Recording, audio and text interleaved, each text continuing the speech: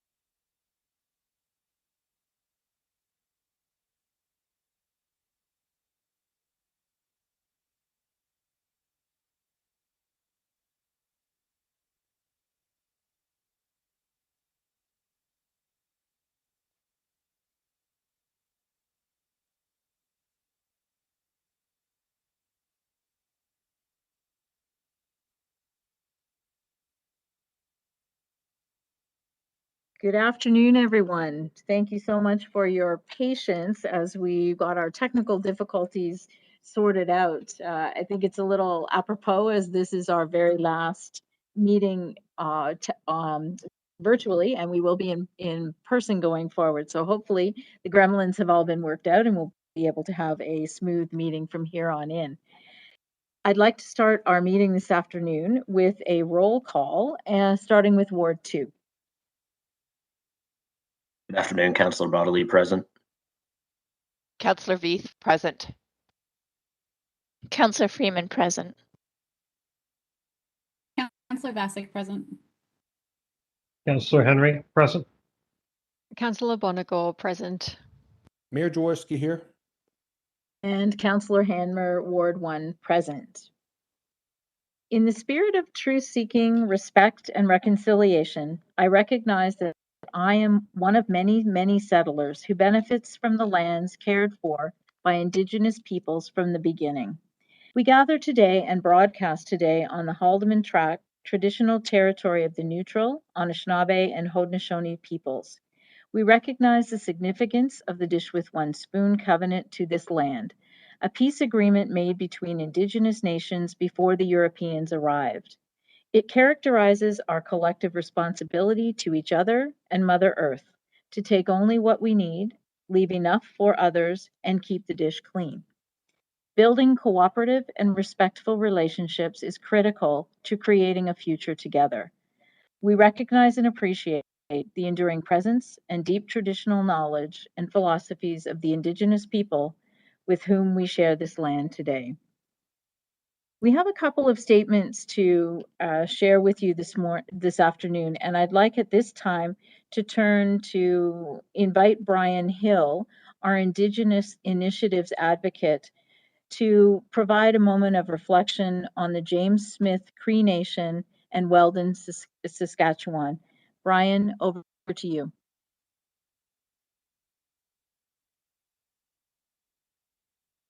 Yonko, Mayor and councillors, I appreciate the opportunity to come before you today and speak about incident of Labor Day weekend where a number of residents of Cree community were experienced some trauma, ongoing trauma there that resulted in the deaths of a number of its citizens, a number of its members. It was a shock to the outside communities about what has occurred there, but it's not a shock to those of us who come from those kind of communities, those reserves, those places that were set aside for us in the past to contain us and ensure that we stayed where we belonged. In that as well, the residential school system that was implemented um, in the same era set about a course of actions designed to integrate Indigenous people into can, Canadian society as a whole. A lot of things happened over that time up until today, resulting in uh, that incident of last weekend.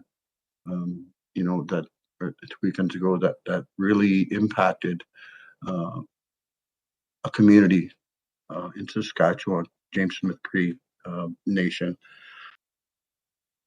When the city of Waterloo is part of a reconciliation action plan working group alongside of Kitchener, Cambridge, Wilmot, Woolwich, North Dumfries, Wellesley municipalities, and also the region of Waterloo.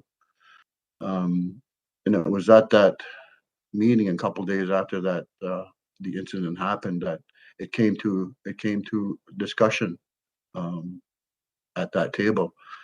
And at that time, it was decided that a donation was going to be made to the community to help with healing, help with things that they may need. So the Reconciliation Action Plan Working Group made a donation of $2,500 in the name of the City of Waterloo, the City of Kitchener, City of Cambridge, the municipalities of Wilmot, Woolwich, North Dumfries, Wellesley, and the region of Waterloo to aid them, in their healing. And those funds have been directed to a facility out there called the White Buffalo Youth Treatment Facility, which is tasked with assisting those youth in those communities to help them heal, to help them find better ways, to help them escape the addictions, the abuses, and the things that have so shaped their lives.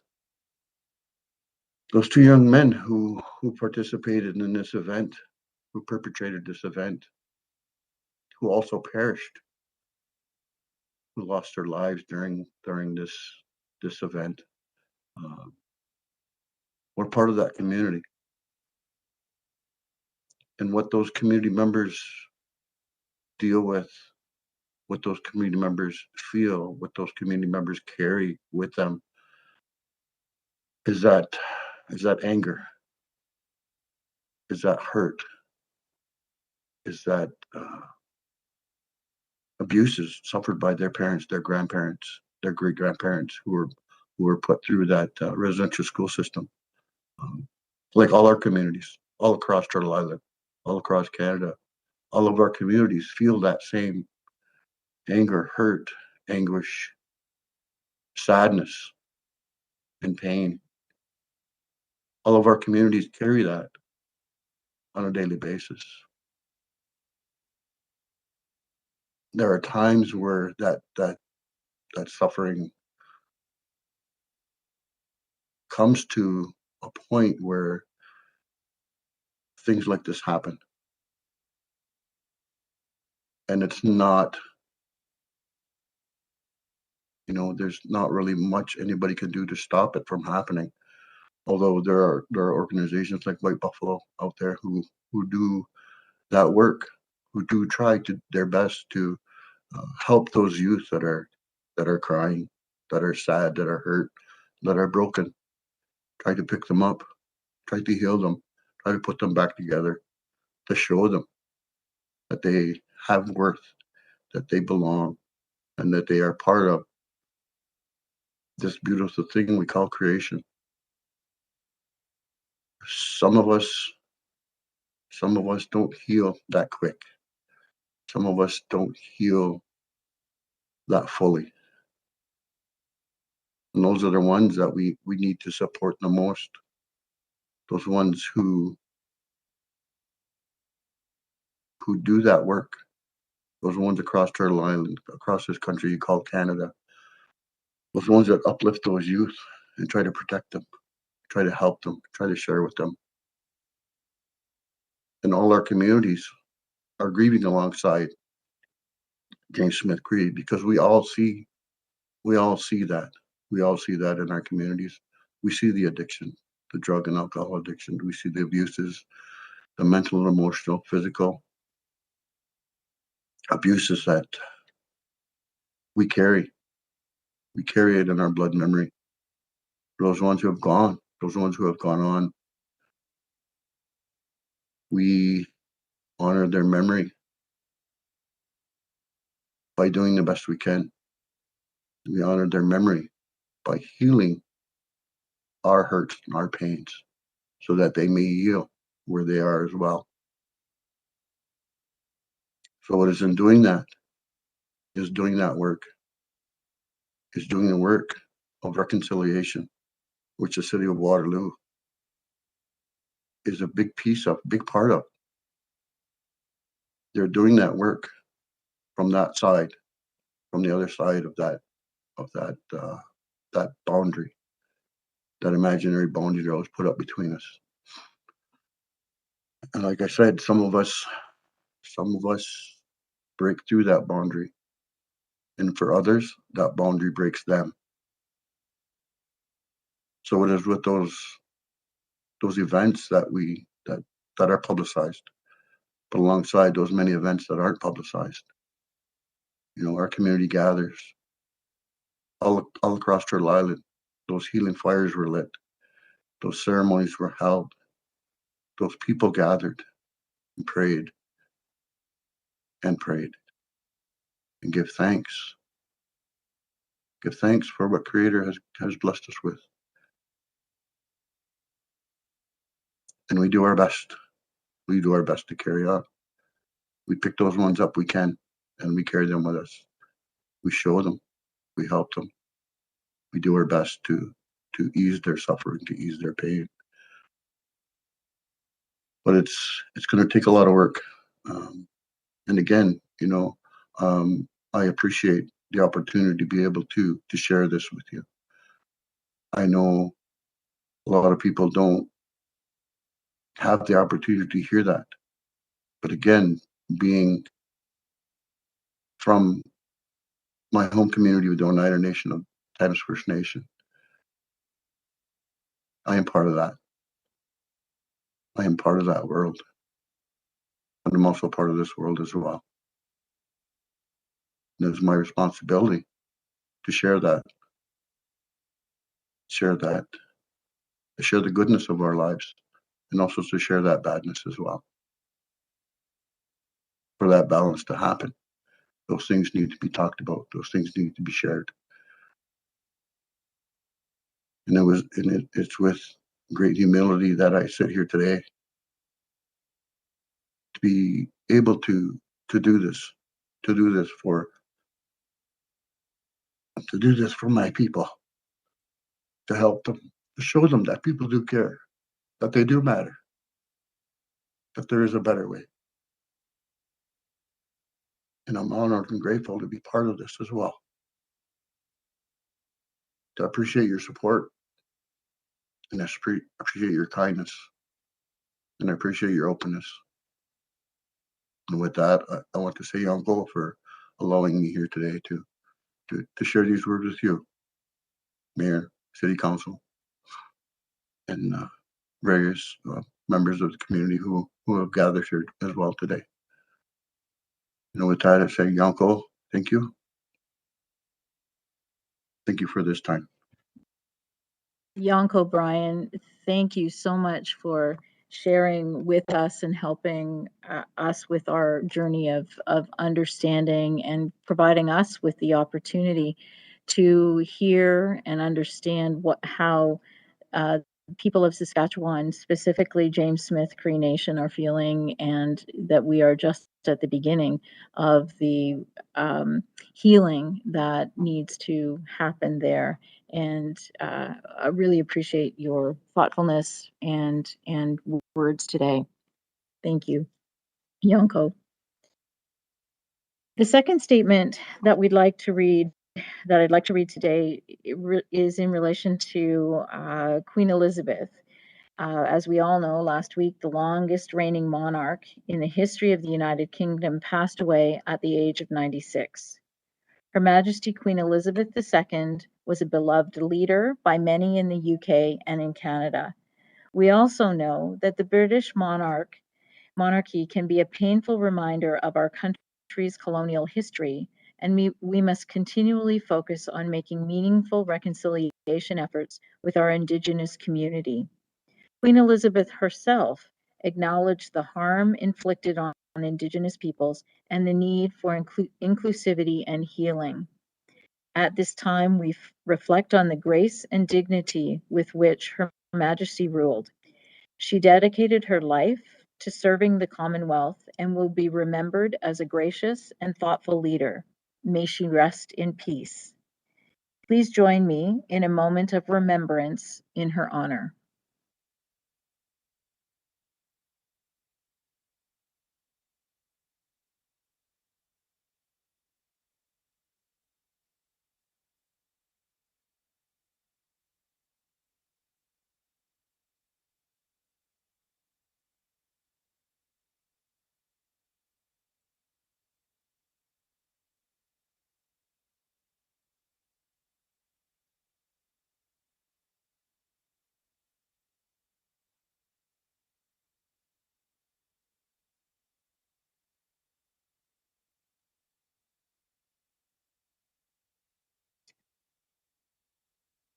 With those two very somber reflections, I'd like to now turn our attention to the matters before us this afternoon and this evening.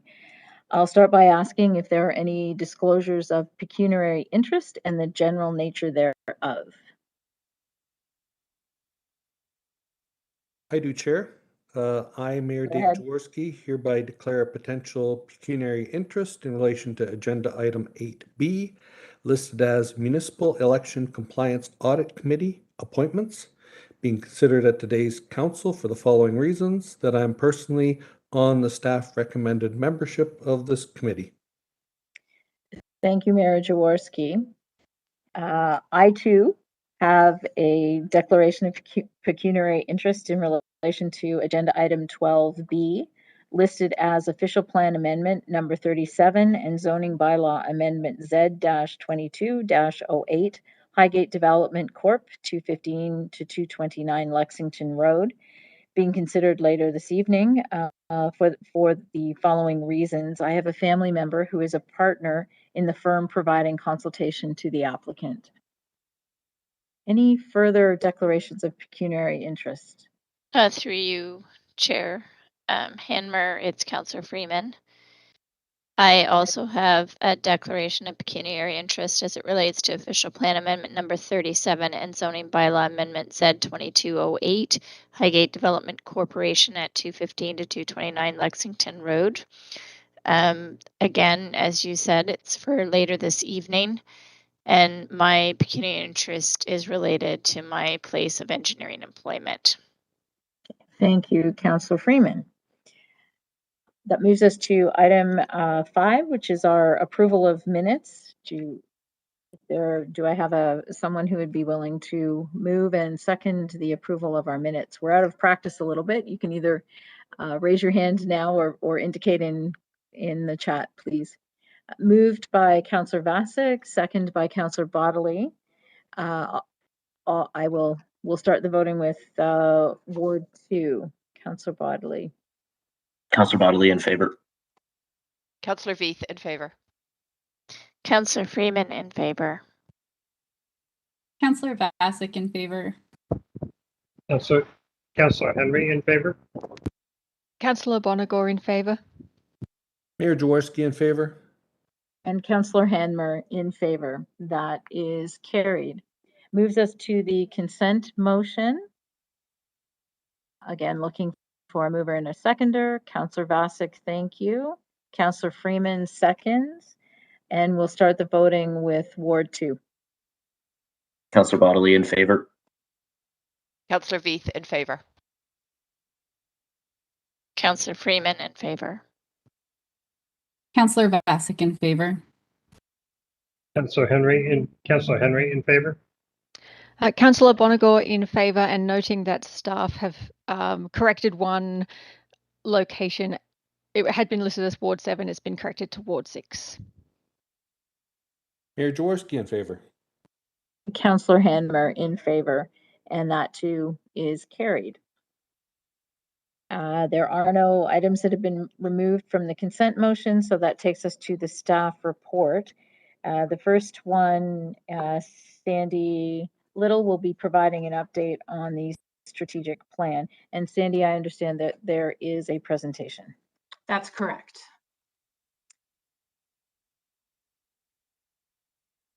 Perfect. All right. Good afternoon, members of council and staff. I am here to highlight for you the progress made this year on the implementation of the strategic plan. Although all of the past updates have been an important part of our journey with the strat plan, this update is especially important as we look to closing out the strategic plan next spring.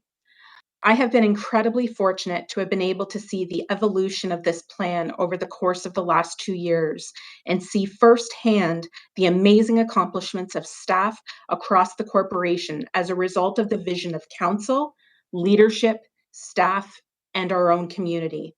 This is an opportunity for all of us to reflect on the last few years and celebrate the countless successes achieved throughout a global pandemic.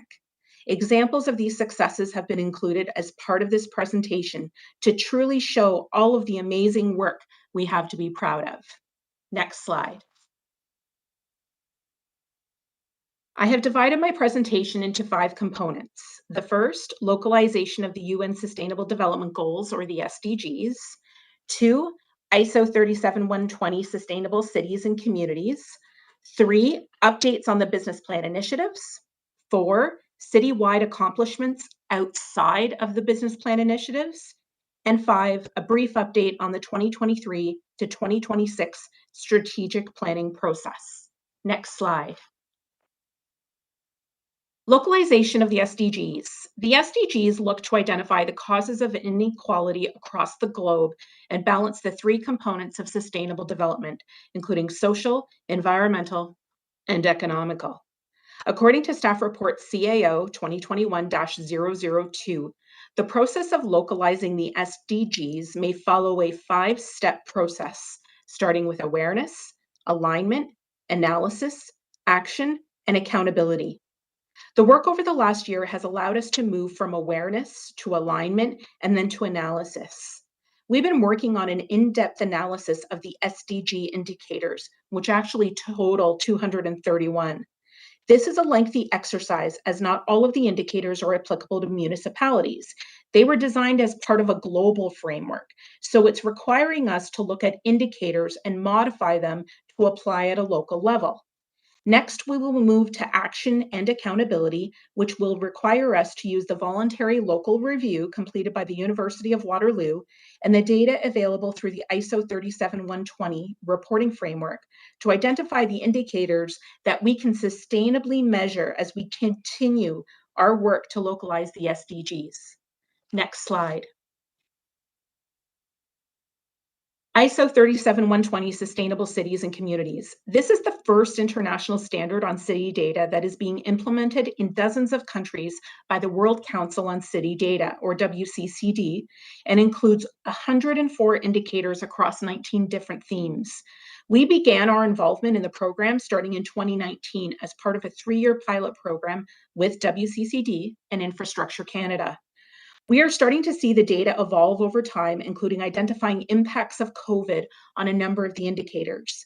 It's important to recognize, however, that we don't have the same level of control over some of the indicators as they apply to the region as a whole, rather than specifically to our community. As part of assisting municipalities with analysis, WCCD has recently created a new visualization portal, which will allow us to graph our data over time. We are currently in the process of wrapping up year 3, which we are hopeful will result in platinum certification being awarded this fall. And we will be commencing our work on year 4 starting later this year. Next slide. The current business plans were approved shortly after the 2019 to 2022 strategic plan. They are closely aligned with the strategic plan and span the life cycle of the plan. As the strat plan is coming to a close, so are the business plans. Many of the business plan initiatives have moved from initiation to completion, and it's an incredible accomplishment given that this has all occurred during a global pandemic. Business plan initiatives don't illustrate all of the work we do as staff, but they are a really great indication of our momentum on a number of fronts. Of the 79 initiatives, 20 or 25% have been completed compared to 14% in 2021. 44 or 56% are on track compared to 44% in 2021. 15 or 19% of initiatives are delayed compared to 41% last year. Reasons for delayed initiatives include COVID, staffing, other, which includes things like legislation or technology.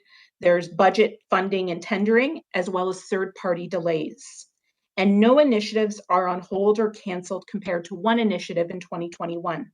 That means a total of 81% of the 79 initiatives are completed or on track, which is an amazing accomplishment by this council and all of staff.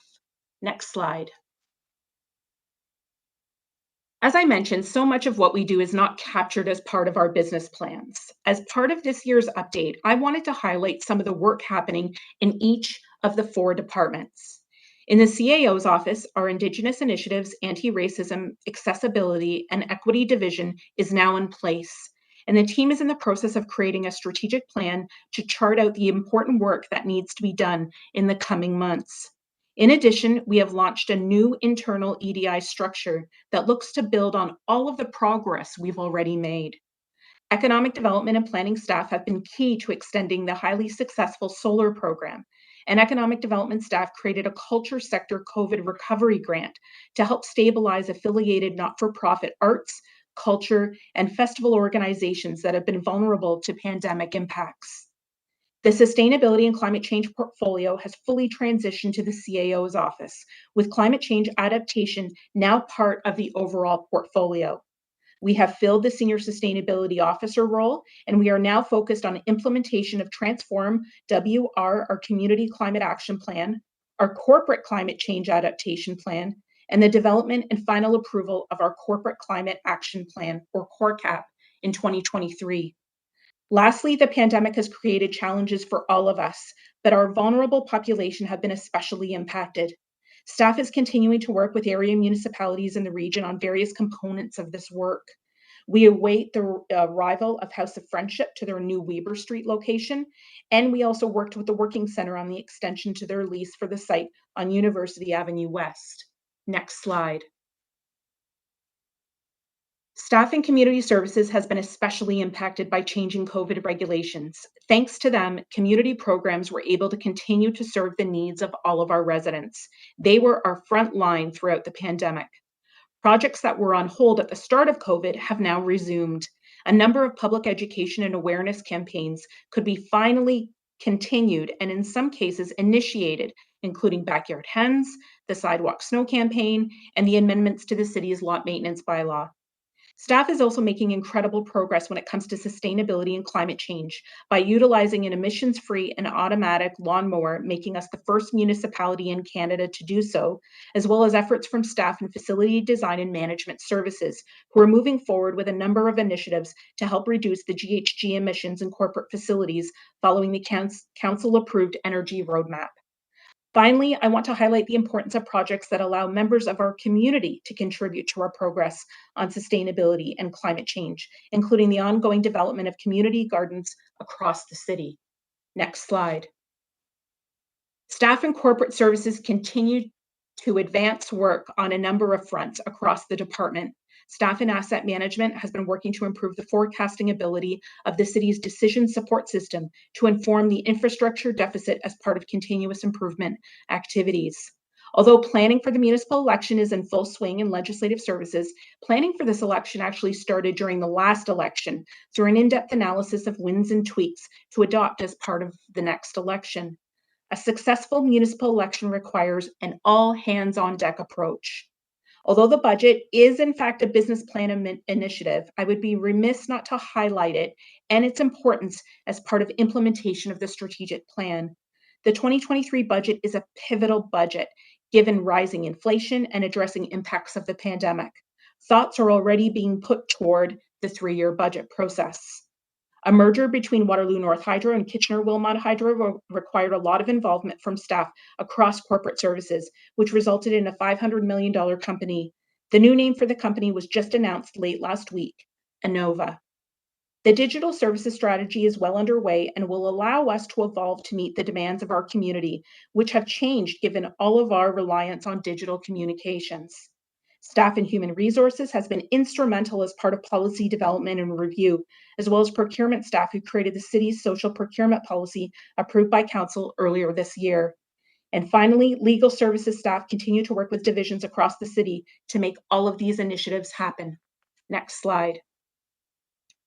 Our fourth and final department is Integrated Planning and Public Works, or IPPW.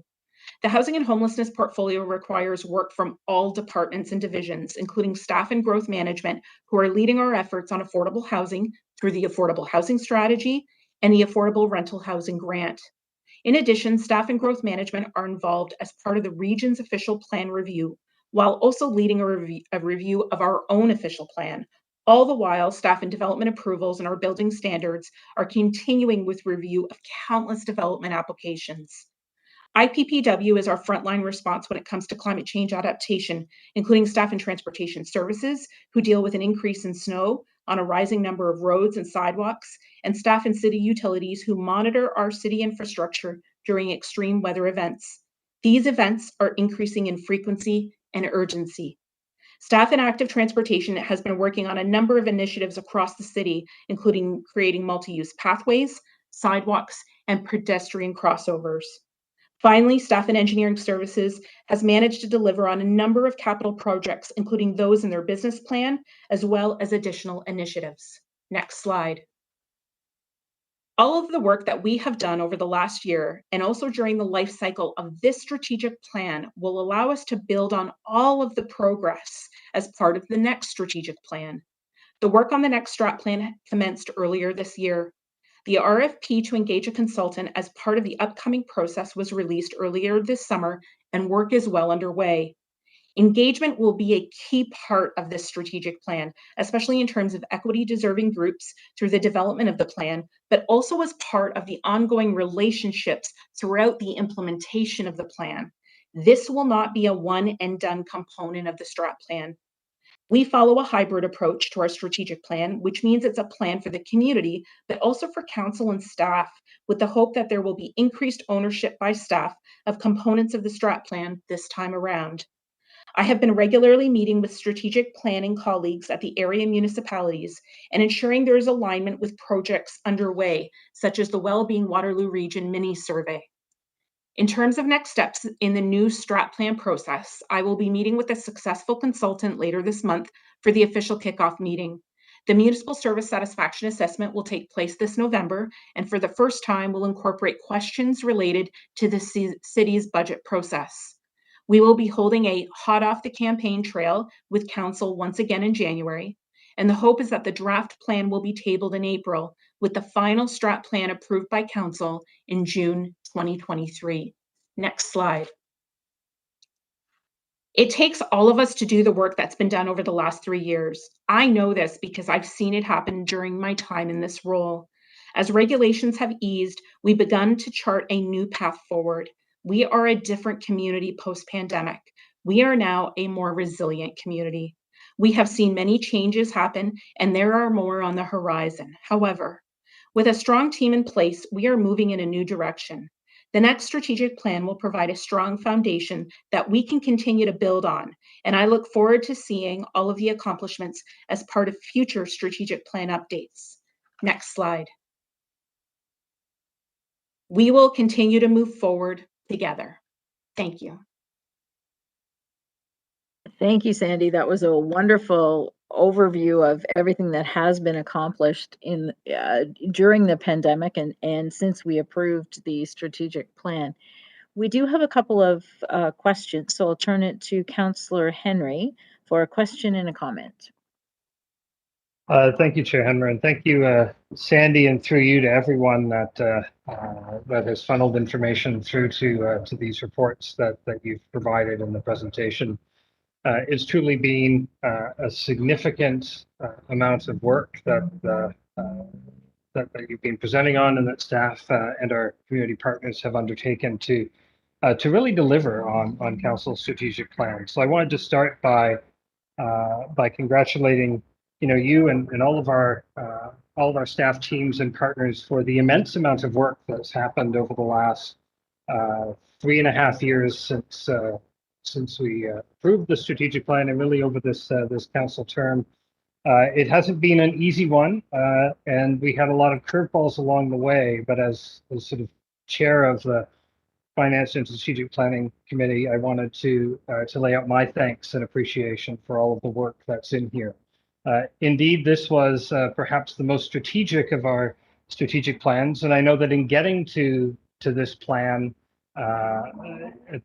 in our first year in office, that many staff, sometimes wondered how they fit into the specific deliverables that would happen through this plan, but the pandemic, I think, showed how valuable it is to have a high level strategy with key focus areas and commitments that we were making, because it allowed staff to be creative, to pivot, and to be able to roll with the punches that really came through and deliver on the core mission and vision and values that underpinned the strategic plan, and continue to move us forward, even as some specific initiatives that were laid out in 2019 came through and had to wait before they could fully be realized. This is a plan that allowed us to lay down and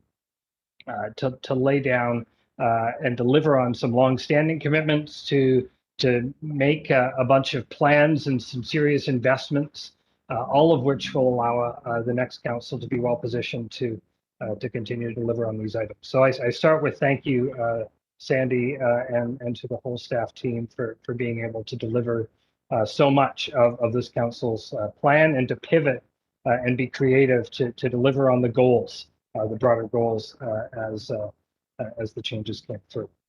So the question I have, and this comes out of the presentation and looks to the next plan, I see we've got some data visualization tools coming through from all of the indicators and data we're collecting on how we're doing as a city across many different dimensions.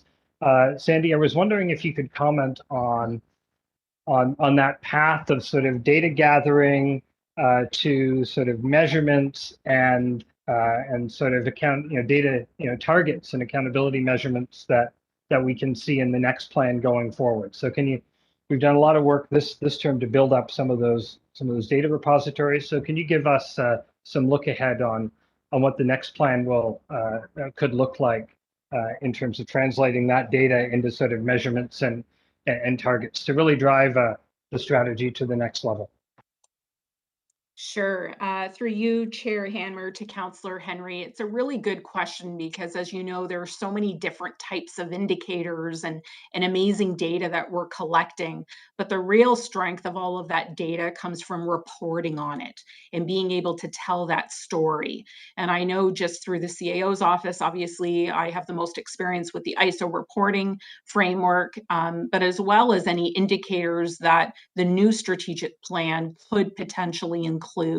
And I think it's starts with kind of changing our hesitation with indicators and targets. I think for a while in general, people shied away from having those in place because if you didn't meet it, then, you know, was it a failure?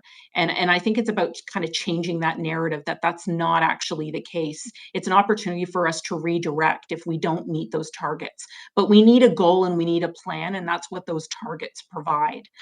The challenge with collecting data for different reporting frameworks is that it does take some time to see the benefit coming out of those reporting frameworks.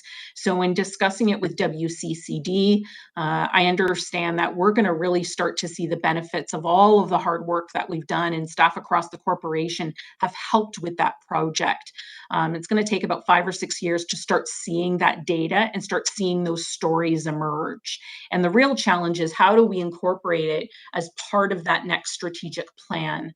So that's something that I'll be working very closely with our consultant. It's really important that we provide all of the amazing resources and data and reporting frameworks that we're already collecting on, and as well as building on the work of previous strategic plans. I always say, you know, this is not going to be a new strategic plan. It's just building on all of the amazing progress we've made to date.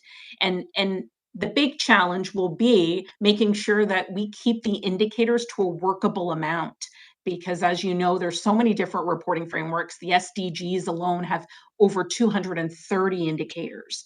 And so we want to make sure that we're smart with the indicators that we choose to measure. And we also have to be able to identify ways to communicate that so that we're transparent, because the strat plan is for council, it's for staff, but it's also for the public. So those are all items that I'll be working very closely with our consultant as part of the next strategic plan. Thank you very much. I appreciate that detail. Back to you. Thank you, Councillor Henry, and thank you, Sandy. Councillor Bonagor, you are up next. Thank you, and through you, Chair Hanmer. I remember clearly when we were working on this strat plan and how exciting those conversations were. And the final document, it was big and it felt bold and it felt like we were really aiming high. And I think it energized council, I think it energized staff, and here we are almost at the end of it. And to see so much of this gaining traction now is really heartening.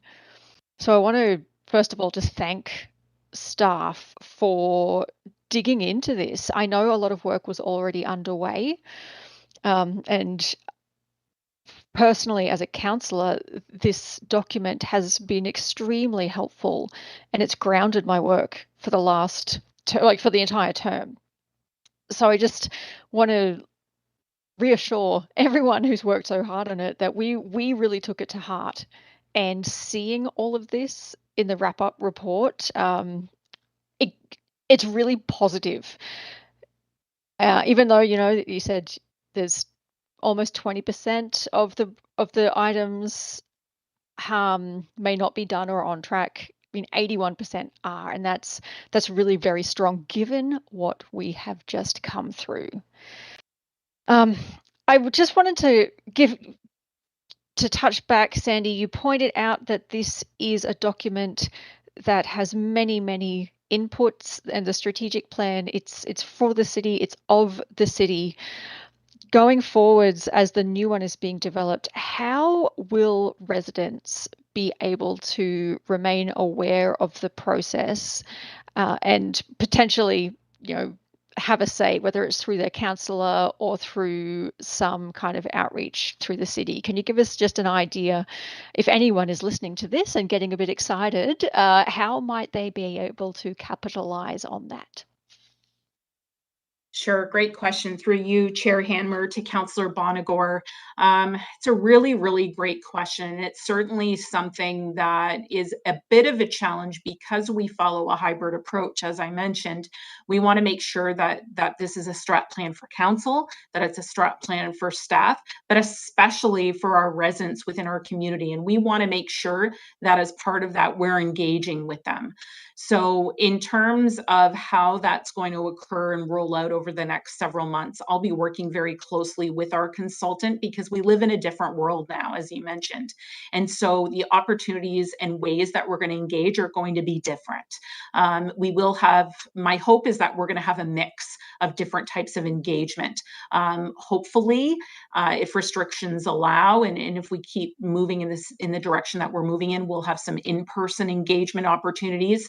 But we're also going to do some virtual and as well as some online through Engage. So some of the methods that we've used in the past, we're going to use many of those methods this time around. Our municipal service satisfaction assessment, which will be launched in November, is going to be a really good tool for us to use on very high level service satisfaction within our community. And that is something that we use across several divisions across the city. So I would encourage residents to be able to participate as part of that process if and when they are contacted.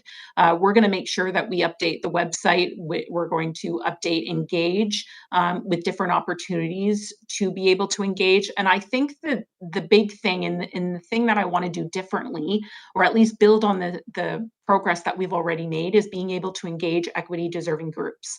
So we're going to be doing that. I'll be working closely with our Indigenous initiatives, anti-racism, accessibility, and equity team to be able to roll that out.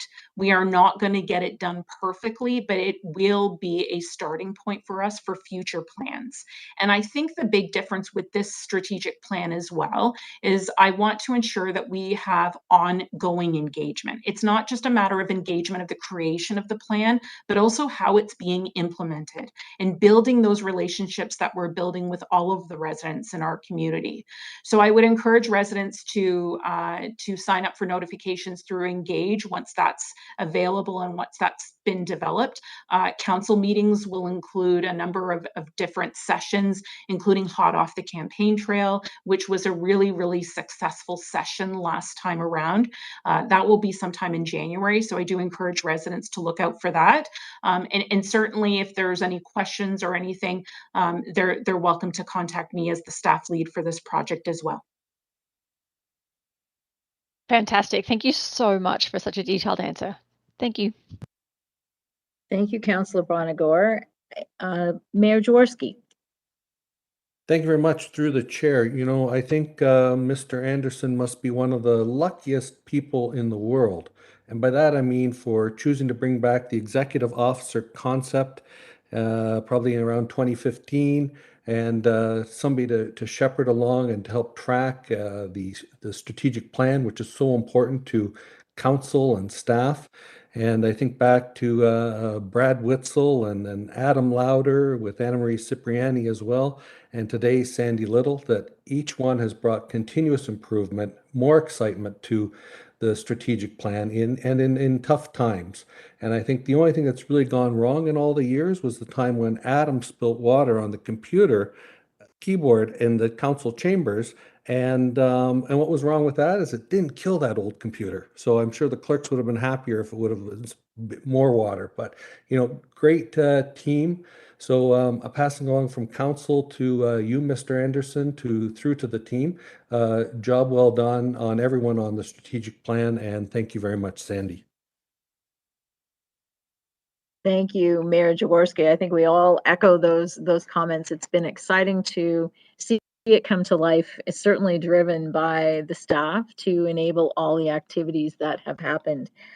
Looking forward with the community in terms of what we're going to be able to continue to do and how we're going to continue to measure those successes.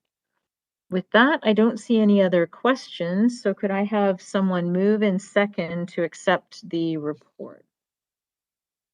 Thank you, Councillor Bonagor and Councillor Henry. I'll start the voting with Ward 2. Councillor Bodley in favor. Councillor Veith in favor. Councillor Freeman in favor. Councillor Bassick in favor. Councillor Henry in favor. Councillor Bonagor in favor. Mayor Jaworski in favor.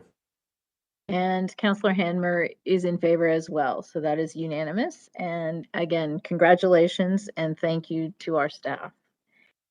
That moves us to item 8B, the Municipal Election Compliance Audit Committee appointments, prepared by Ms. Scott. I'm just turning to see if there are any.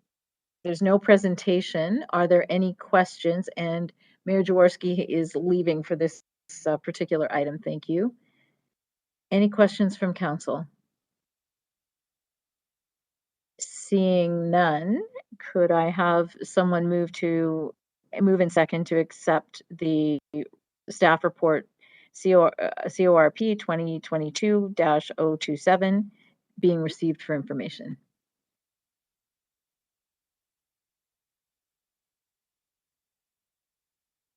Thank you, Councillor Freeman moving, seconded by Councillor Veith, and we'll start the voting with Ward 2. Councillor Bodley in favor. Councillor Veith in favor. Councillor Freeman in favor. Councillor Vasek in favor. Councillor Henry in favor. Councillor Bonagor in favor. And Councillor Hanmer in favor as well, with the mayor in conflict. He is back in our meeting now, and that moves us to item 9. This is a formal public meeting to consider zoning bylaw amendment Z-22-06 to remove the holding symbol from 34, 36, and 38 Hickory Street West, 34 Hickory Incorporated.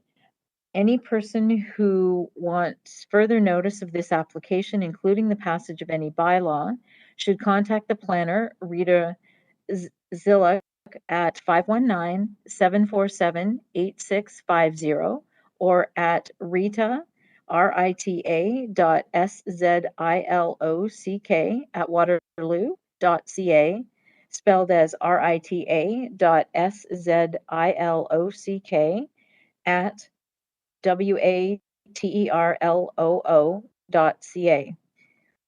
Will the clerk please advise council of the method used to give notice of the meeting and the dates that notice was given? Notice was advertised in the Waterloo Chronicle on Thursday, August 25th, 2022, and mailed or emailed on Tuesday, August 23rd, 2022, to all property owners within 120 meters of the subject property and to public agencies. An informal public meeting was not held. Thank you, Ms. Scott. The planner, Rita Zillick, will now give a brief overview of the application. Thank you very much. Good afternoon, Chair Hamner, members of council, and members of the public. The applicant's proposal is to construct a 6-story mixed-use building containing 47 one-bedroom residential units, 1 commercial unit, and 16 vehicle parking spaces at 34, 36, and 38 Hickory Street in Northdale. The purpose of this zoning bylaw amendment application in front of council this afternoon is to lift the holding provision from the subject lands and allow the detailed design phase of the development to be finalized and for development to proceed. Staff are in support of the removal of the holding symbol from the subject lands, as the applicant has satisfied all the requirements associated with the H removal. Thank you. Thank you. Thank you, Rita. As a reminder, if any person watching would like to receive further notice of this application, you can contact Rita Zillick at 519-747-8650 or at Rita Zillick at Waterloo.ca, spelled as RITA.SZILOCK at WATERLOO.ca. If you would like to speak at this meeting, please call the clerk's office at 519-747-8705. I will now call upon any registered delegations to speak, beginning with Alicia Monteith, Manager of Planning and Strategic Initiatives. Over to you, Alicia. Thank you. Good afternoon, Mayor, councilors, city staff, and members of the public. My name is Alicia Monteith, and I'm here this afternoon as the applicant of zoning bylaw amendment Z-2206 to remove the holding symbol from 34, 36, and 38 Hickory Street West properties. We appreciate staff's hard work on this application and support the report presented to you this afternoon recommending approval of the application. I am available to answer any questions you may have, but at this time, thank you for your time and consideration. Thank you, Alicia. Are there any questions from council? Not seeing any, I will now check with the clerk to see if we have received any additional delegations. Julie.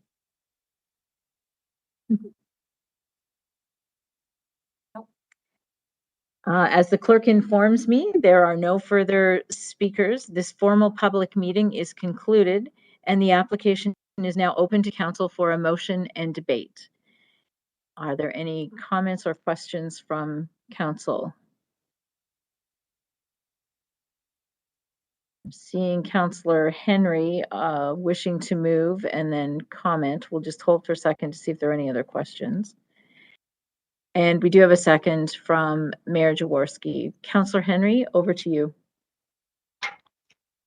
Thank you. I'll start with Bill 73 wording. Whereas council has considered all written and oral submissions from the public and stakeholders, and whereas council has considered the professional opinions of planning staff, therefore be it resolved, 1, that council approves staff report IPPW 2022-053, 2, that council approves zoning bylaw amendment Z-22-06, 34 Hickory Inc., for 34, 36, and 38 Hickory Street West in accordance with Section 6 of Staff Report IPPW 2022-053. I note that that's been seconded. I'll only comment here to express my appreciation to Rita and Alicia on behalf of the applicant for making some adjustments that I think will enhance the streetscape around the parking facility and patio. I made some comments prior to when this got here into staff about making sure we had appropriate screening and plantings consistent with the green street that Hickory is. And I see that work was done to the best possible of what was available given the constraints of the site. And I just wanted to express my appreciation to staff and the applicant for working on that. Thank you, Councillor Henry. I will call the question starting with Ward 2. Councillor Bodley in favor. Councillor Veith in favor. Councillor Freeman in favor. Councillor Bassick in favor. Councillor Henry in favor. Councillor Bonagor in favor. Mayor Jaworski in favor. And Councillor Hanmer in favor, making it unanimous, Julie. We are now at the end of our afternoon session, so council will recess and reconvene at 6:30. If council and staff could be back by 6:15, we'll do sound checks. We'll see everyone at 6:30. Thank you.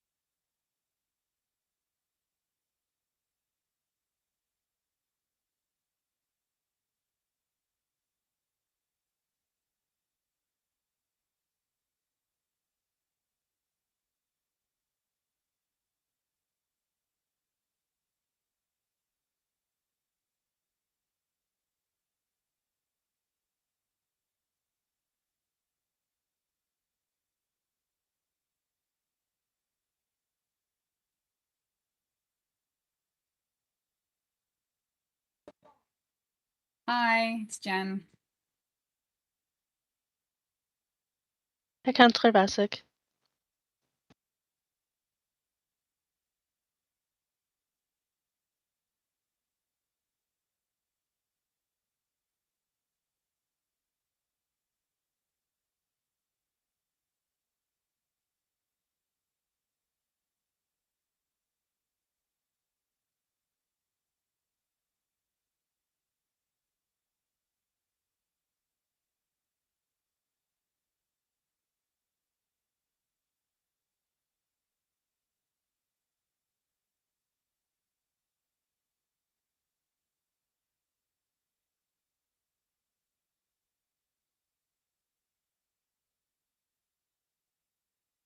Good evening, everyone. The clock on the wall seems to say 6:30, so we'll get started. Welcome to the City of Waterloo continuation of our council meeting of Monday, September 12th, 6:30 p.m. 2022. And we'll begin this meeting beginning with a roll call, beginning with Ward 2, please. Good evening, Councillor Bodley present. Councillor Veith present. Councillor Freeman, excuse me, Councillor Freeman present. Councillor Vasek present. Councillor Bonigal present. And the mayor's here too. That means we have quorum. Could I have disclosure of pecuniary interest and the general nature thereof? I think Councillor Freeman is back. Please go ahead. Thank you. Through you, Mayor Jaworski. I'm making a declaration of pecuniary interest as it relates to official plan amendment number 37 and zoning bylaw amendment Z 2208 for Highgate Development Corporation at 215 to 229 Lexington Road, Ward 5 Southeast. It's associated with my place of business. I have not personally worked on this file, but my company has. Thank you very much, Councillor Freeman. I'll just note to the viewing audience that in our session earlier today, Councillor Hanmer also expressed a conflict on this item. We only have one item on our agenda for tonight. So thank you very much, Councillor Freeman, and wish you all the best. Thank you for tuning in. Moving on to item 12 of our continued agenda, we're on to public meetings. This is an informal public meeting to consider item 12B, official plan amendment number 37 and zoning bylaw amendment Z 2208 Highgate Development Corp. from 215 through 229 Lexington Road. There will be no decisions made tonight. Council and the public are seeing this application for the first time. Council is looking for feedback from interested parties with respect to this application. Tonight's comments will be taken into consideration in developing a staff position on this application, and a staff report will be considered by council during a formal public meeting at a future time. Anybody who wants further notice of this application, including the formal public meeting and passage of any bylaw, should contact the planner, Wendy Fisher, at 519-747-8544 or at wendy.fisher@waterloo.ca. And that's WENDY.FISHER@waterloo.ca. Please note, if you'd like to speak at the meeting tonight, please call the clerk's office now at 519-747-8705. The planner, Wendy Fisher, will now provide a brief overview of the application. Welcome, Wendy. Thank you, and thank you, Mayor Jaworski. Good evening, members of council and members of the public listening in. As Mayor Jaworski indicated, this is an informal public meeting for official plan amendment number 37 and zoning bylaw amendment Z 2208, which applies to 215 to 229 Lexington Road. The application has been submitted by Highgate Development Corporation and represented here tonight by Mr. Dave Galbraith of IBI Group. Next slide, please. So the subject lands are located on the south side of Lexington Road, south of the intersection of Davenport Road, and north of the Conestoga Parkway. After road widenings, the lands are approximately 1.9 hectares in size. The surrounding lands is really a mix of residential, commercial, and spiritual uses. More specifically, to the north is single detached dwellings, and to the northeast is a spiritual use known as the Christ Lutheran Church. To the east and directly adjacent to the property is a spiritual use referred to as the Waterloo Mennonite Brethren Church, as well as low-rise residential uses, including towns and singles. To the south is the Conestoga Parkway and a city-owned green space known as Camelot Park. And to the west is a small commercial plaza. Next slide, please. In terms of existing conditions, the west portion of the site currently contains a 6-story assisted living facility, which was completed in 2021 and is now partially occupied, and this constitutes phase 1 of the development. The east portion of the lands contains an 84-bed long-term care facility known as Pine Haven Nursing Home. The applicant intends to relocate the existing residents and long-term care beds to another facility in the region later this year or early next year, and remove the building. The residents are to be relocated in accordance with a detailed operational plan that will be approved by an arm of the province that oversees long-term care. Other points worthy of mention is the significant grade on the property with its highest elevation along Lexington Road and sloping downwards towards the highway. And there is an existing stormwater management pond at the back of the property, which is proposed to be retained. Next slide, please. The applicant is proposing to move forward with phase 2 of the project, which includes the construction of 2 buildings on the east portion of the property. The first building is proposed to be 7 stories in height and located adjacent to Lexington Road. The second building is located behind the first building. This building is C-shaped, as you can see in the image before you, and tiered with heights ranging from 8 to 12 stories. The new buildings that form part of phase 2 will contain 447 units or 608 bedrooms. So overall, the development would contain 663 units or 856 bedrooms for a density of 450 beds per hectare, 551 parking spaces, and 332 bike parking spaces. And as previously mentioned, the assisted living facility, which is the white building on the screen before you, is proposed to remain. Next slide, please. So these are additional renderings of the proposed building. The image on the left is the rear perspective and what you would see from the Conestoga Parkway.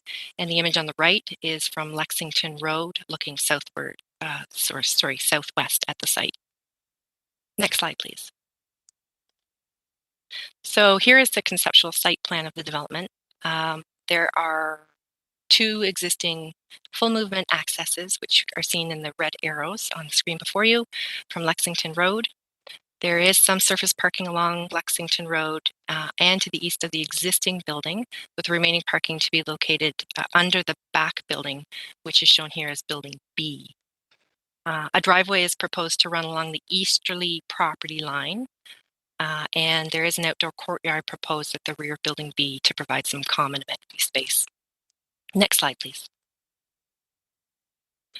So the lands are designated mixed-use, medium-density residential in the official plan. Apartments buildings are permitted within this designation, and the maximum height contemplated is 20 meters, and the maximum density contemplated is 450 beds per hectare. Next slide, please. The lands are currently zoned residential mixed-use 20, which permits, again, apartment buildings as a use, up to 450 bedrooms per hectare, and a maximum of 20 meters and 6 stories in height.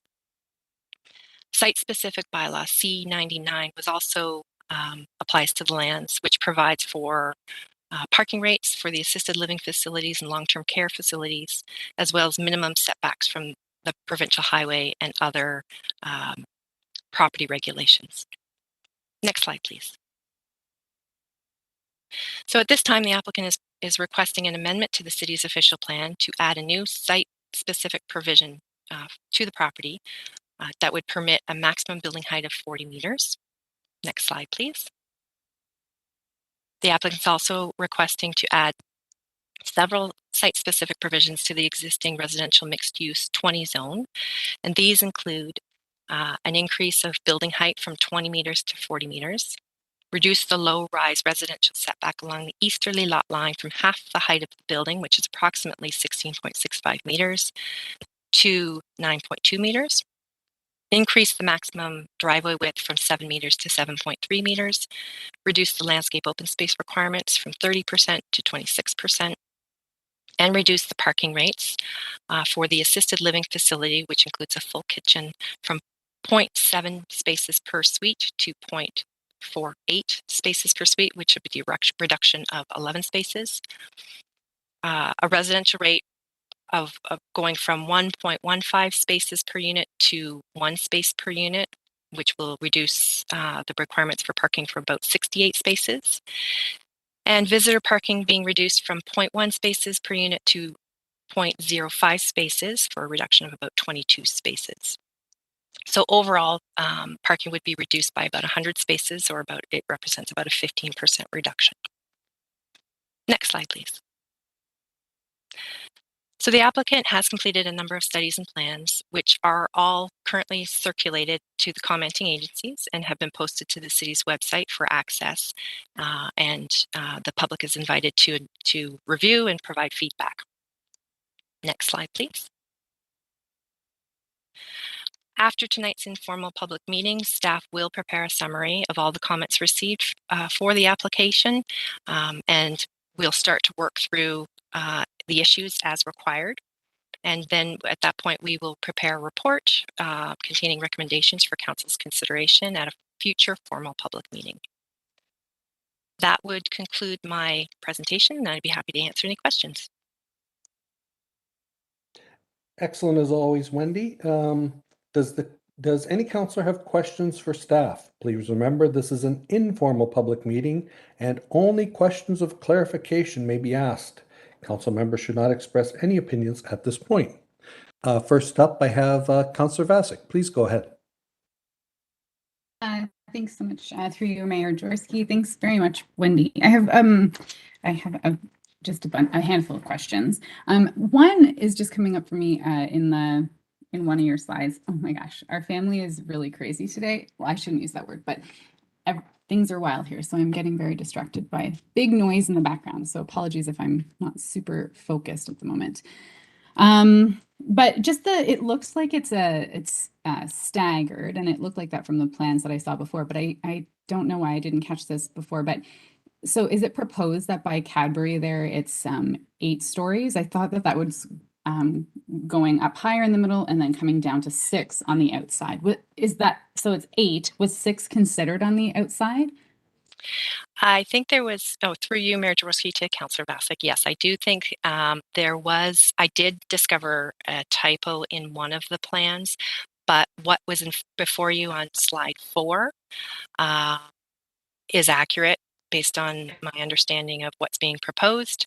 It would see that the back building being a C-shaped and tiered, so that back portion, I would say, that runs along the easterly lot line that's shared with the Waterloo Mennonite Brethren Church would be 8 stories, bumping up to 10 as you move towards Lexington, and then forming around that C going up to 12.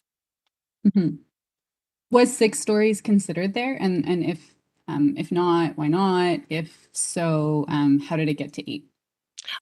Through you, Mayor Jaworski, to Councillor Vasic, I believe, again, there was a typo to one of the previously submitted conceptual site plans as an earlier iteration, but that would be definitely questions for the applicant, who I understand will be providing a presentation following mine. Great, awesome, thank you.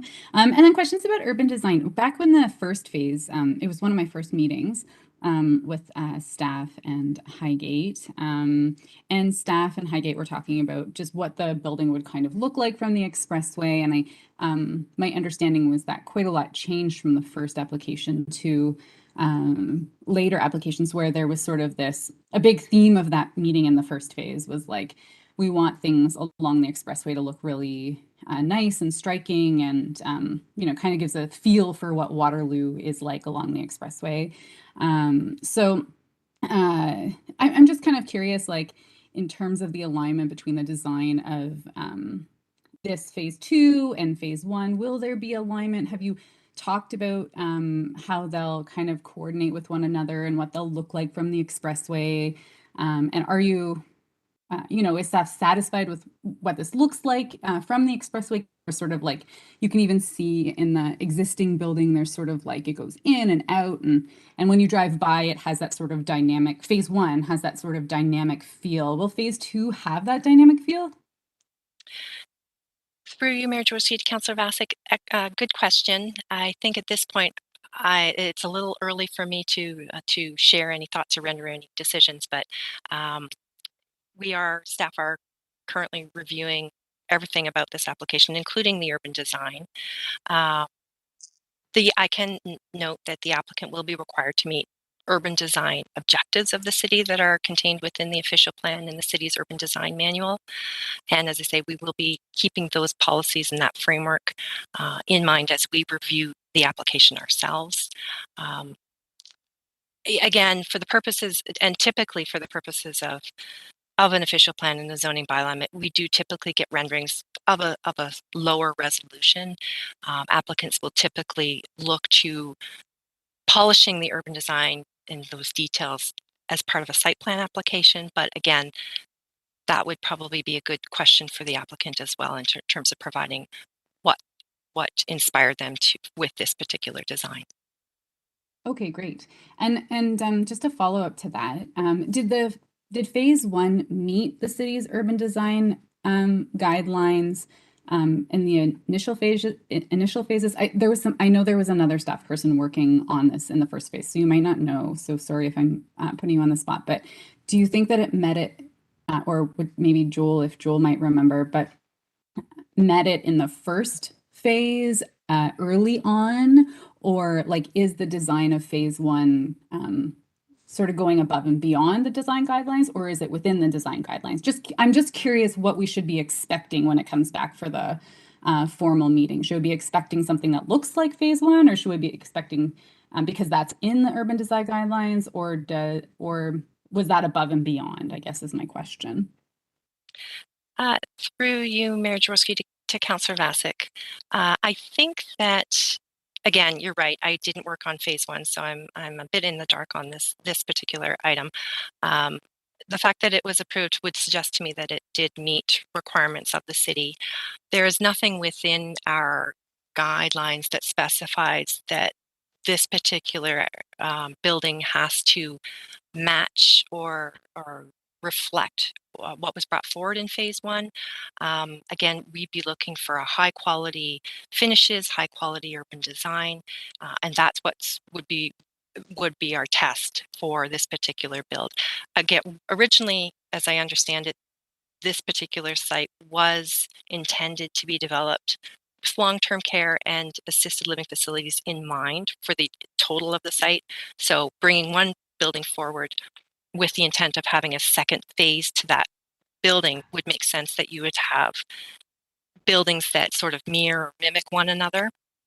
Mm-hmm. What we will be looking certainly for is to ensure that the design guidelines are being met, and that they are harmonious with themselves between the two buildings as well as the surrounding neighborhood. Thank you. That's really helpful. Okay, and in terms of the parking reduction, this is a new question that also kind of came up since earlier today for me. But like, I'm just thinking about assisted living, and there's probably I don't know if there's more people who use cars. I'm not sure, but some of the comparators weren't local comparators. So I was curious how you went about finding those local comparators, and if assisted living and retirement living, is that a good candidate for parking reductions, or do they often have more people visiting? I'm just not entirely sure about this sector. Through you, Mayor Jaworski, again, great line of questioning. I'm probably not the person to be answering it, unfortunately, in the sense that the studies are all completely under review. I do recognize the fact that they, in terms of their justification, have brought forward other typologies or other sites. Sometimes consultants have to go beyond our own region to bring in our preferences, of course, that they used planning or justification based on sites within our own city and then within the region. But beyond that, if there's nothing that's comparable, they will typically go outside of the region to bring forward other examples. So it's not unusual to see that. But again, we will look at this a little closer as we continue to review. Great, thank you. Okay, and then some of the we've received some concerns from neighbors today. I guess there was some press about this and some conversation in online groups. Some concerns about the neighborhood character, property values, and traffic strain in the area. People noting that they're feeling like it's already quite strained and not feeling extremely comfortable, even as a pedestrian in that spot, and just this idea of increased congestion and environmental impacts. So that's kind of like grouping the concerns from residents together. I can break them out if you want, but if you might be able to respond to them if you remember. If not, I can prompt you. Sure, through you, Mayor Jaworski. In terms of quality of life or the character that you refer to, again, with all the studies under review, what staff will be looking for is making sure that the type and scale of the development will be considered in determining whether it's compatible and integrates well with the surrounding land uses. You know, when there's typically infill, we want to make sure it's fitting, as I mentioned before, harmoniously with the surrounding character and context. We'll also be looking to make sure that buildings are designed in the massing to produce or provide that sense of transition, looking at the functionality of the site in terms of the pedestrian safety, traffic flows, where snow will be stored, how will garbage be accessed, and again, keeping in mind those accesses. They have two full accesses now. With the increase in traffic, they have completed a transportation impact study, again fully under review, and transportation staff are looking at that relative to the functionality of the road network itself, as well as safe crossings for pedestrians. So all of those will be considered. I think the last point was property values, and as much as I appreciate the concern and have seen it on other applications, the Planning Act simply just doesn't consider land values as an impact to be applicable criteria for evaluating planning applications. Perfect. Thank you so much, Wendy. I have many of the similar questions for the applicant and a couple more for them as well. But thank you for all those responses. Thank you, Councillor Vasic. Over to Councillor Bonagor. Thank you. Through you, Mayor Jaworski. If it's possible, could we just go ahead a couple of slides to where each part of the application is outlined, like the different requests? I just want to make sure. Yes. Oh, yes. Okay. So this is where I just wanted to find out, Wendy, to make sure I'm understanding correctly. So there's a request to increase the building height to essentially double it, but the residential setback in this request would still be less than what's required under current zoning. Am I reading that correctly?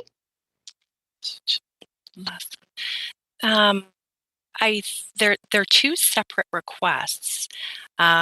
You can so even as a building that's constructed, and if it was say 15 meters in height, there is a provision within the residential mixed use zone that requires the low-rise residential setback to be half the height, well, 7.5 meters minimum, or half the height of the building, whichever is greater.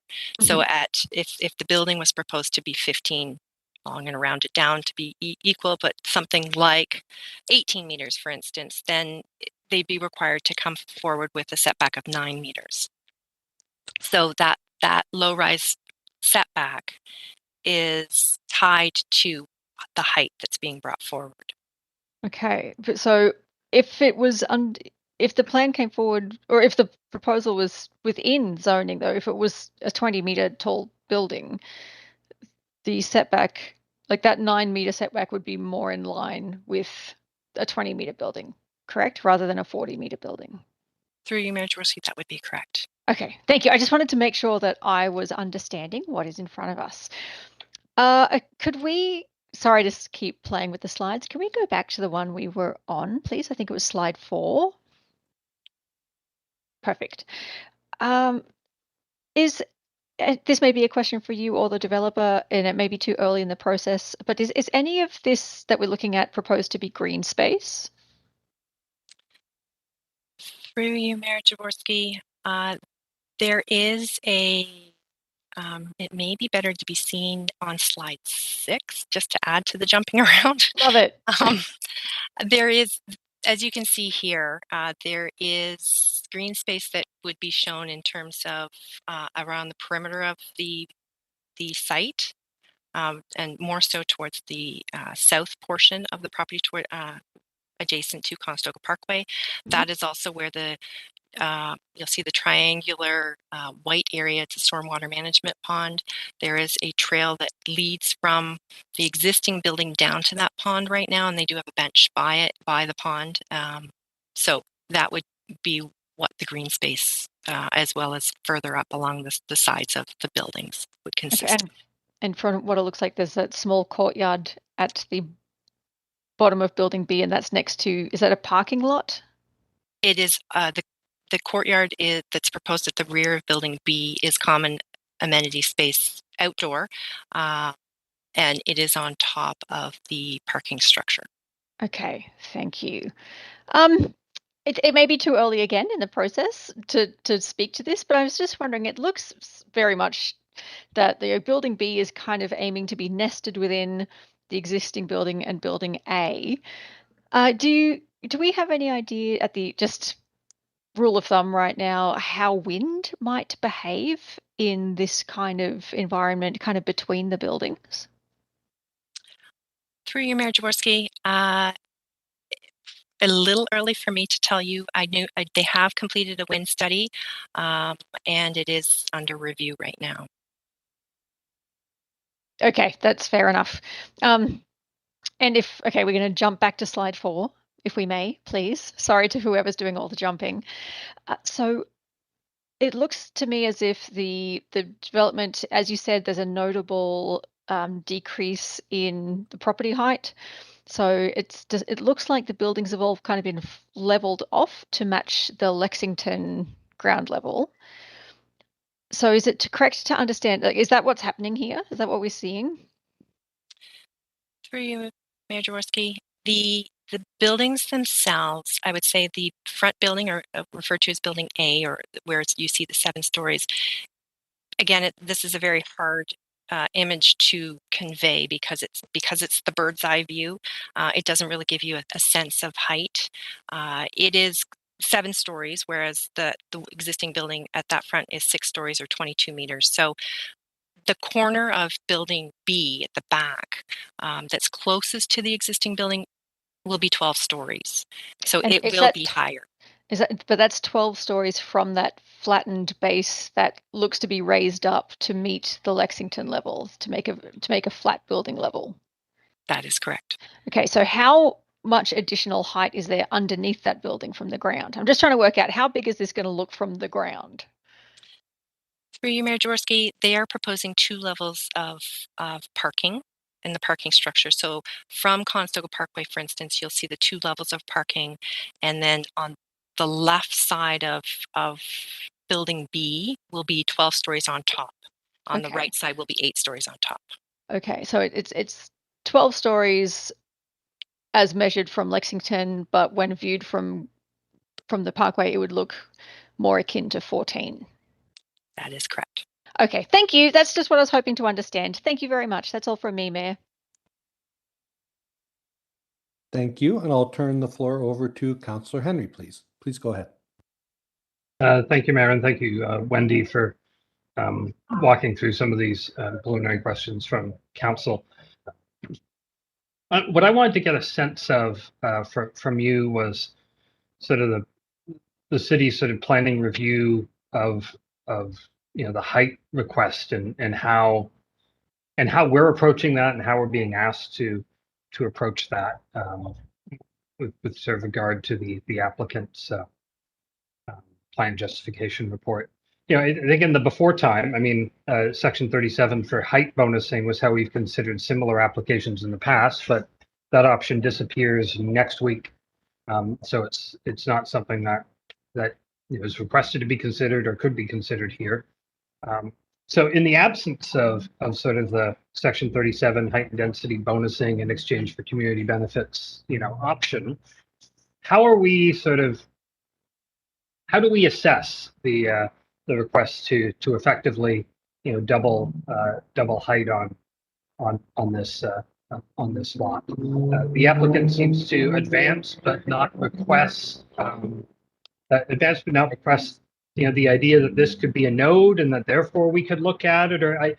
Can you just walk me through from a process standpoint what we're looking at and what kind of review and requirements the city has for in effect doubling the height of a parcel relative to the existing plan? Through you, Mayor Jaworski, to Councillor Henry. Yeah, absolutely. The applicant has submitted an official plan amendment, as you had mentioned, because bonusing is not a tool that is available for municipalities anymore. This particular site is outside of all nodes and quarters, which typically bonusing would have applied to or would need to have applied to. So the OPA is the one and only tool that we are able to use at this time. The consultant and the applicant's approach to this particular request of height is to bring forward a site-specific provision to the existing designation. That is one approach. And again, it's up to the applicant to provide compelling rationale that would support the increase in height at this location. We typically have come to our official plan and the heights and densities that are associated with all the lands, and it's best case scenario in terms of we apply as much knowledge as we can, and we don't always get every single site with accuracy. So there is always the opportunity for applicants to apply. But as I say, they bring compelling rationale with any requests that they made. In this case, the applicant has made a case that this particular property would, in their mind and their opinion, constitute, with lands that also surround this particular site, should be considered as a new minor node. And they have demonstrated that through their planning justification report, that it will be considered as we review the application by staff.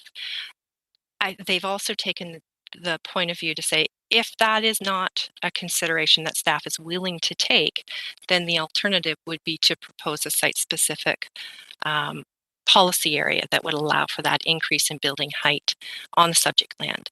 Regardless of which approach that they take and that we may or may not support from a staff perspective, we would be looking to assess the height based on various more technical and functional components, being shadows, wind, sort of the operational aspects and things that I've already mentioned in terms of type and scale of the development, ensuring that it's compatible.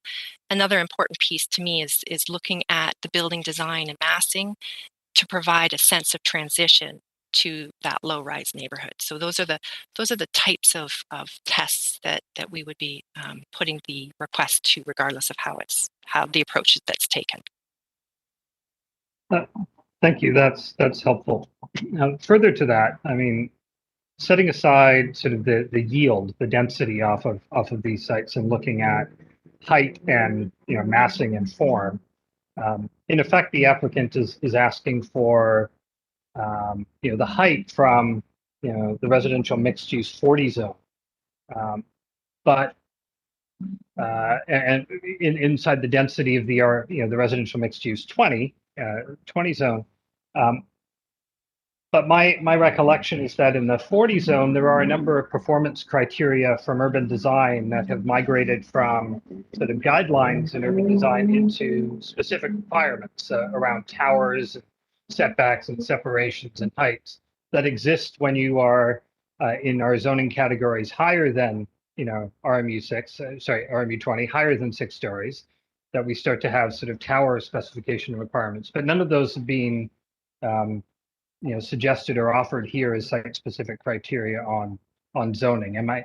Do I have that right? That we're getting the height of sort of towers as a request, but we're not getting, the acknowledgement of sort of the regulations we've imposed on towers of those heights as part of the application? Through you, Mayor Jaworski, to Councillor Henry, yes, you are absolutely right on that. They are proposing the increase in height that would be akin to an RMU 40 or a mixed use medium high residential designation. The heights are the exact same.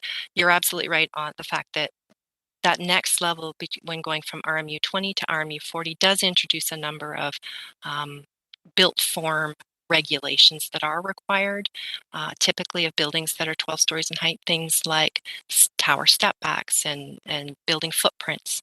Those all are considered at that when you're proposing a building of 40 meters or 12 stories. So we would be looking to, again, those are regulations that we have in place. That's not to say that other building designs can't be brought forward, but with compelling rationale as to why the city should deviate from existing built form regulations.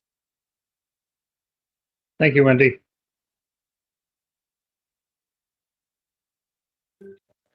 Thank you very much. I don't see any further questions from council. I'll just pause for a moment and just let everybody know that if you would like to speak at the meeting, the viewers on YouTube, please call the clerk's office now at 519-747-8705. Wendy, I see no further questions, so thank you very much for your help. Thank you. We'll now hear from the registered delegations. If anyone would like to receive further notices application after the meeting, please contact the planner, Wendy Fisher, at 519-747-8544 or at wendy.fisher@waterloo.ca. And I'll just look to see our delegation. I'm pretty sure it's Dave Galbraith. And we'll welcome in David. Hi, good evening. Welcome. Great. I had sent in there it is, perfect. All right. Well, good evening, Mayor Jaworski, members of council. My name is Dave Galbraith, and I'm manager of planning with IBI Group, here tonight on behalf of the applicant. Thank you, Wendy, for your presentation and for your overview of the proposal. I've prepared this brief presentation to supplement your presentation. I've been aggressively writing down comments too from the various different councillors here tonight, so I'll try to touch on those as I go through. And following the presentation, I'm available to respond to questions as possible. And I also have some better renderings of the development that beyond the perspectives that were shown in the previous presentation. Next slide, please. All right, so in terms of an outline tonight, I will introduce council to the subject property and its context, give a brief overview of the existing planning controls, provide a summary of the proposed development and some key design considerations that have gone into the design before you tonight. And then following this, I'll provide a quick summary of the applications which have been submitted to the city for consideration. Next slide, please.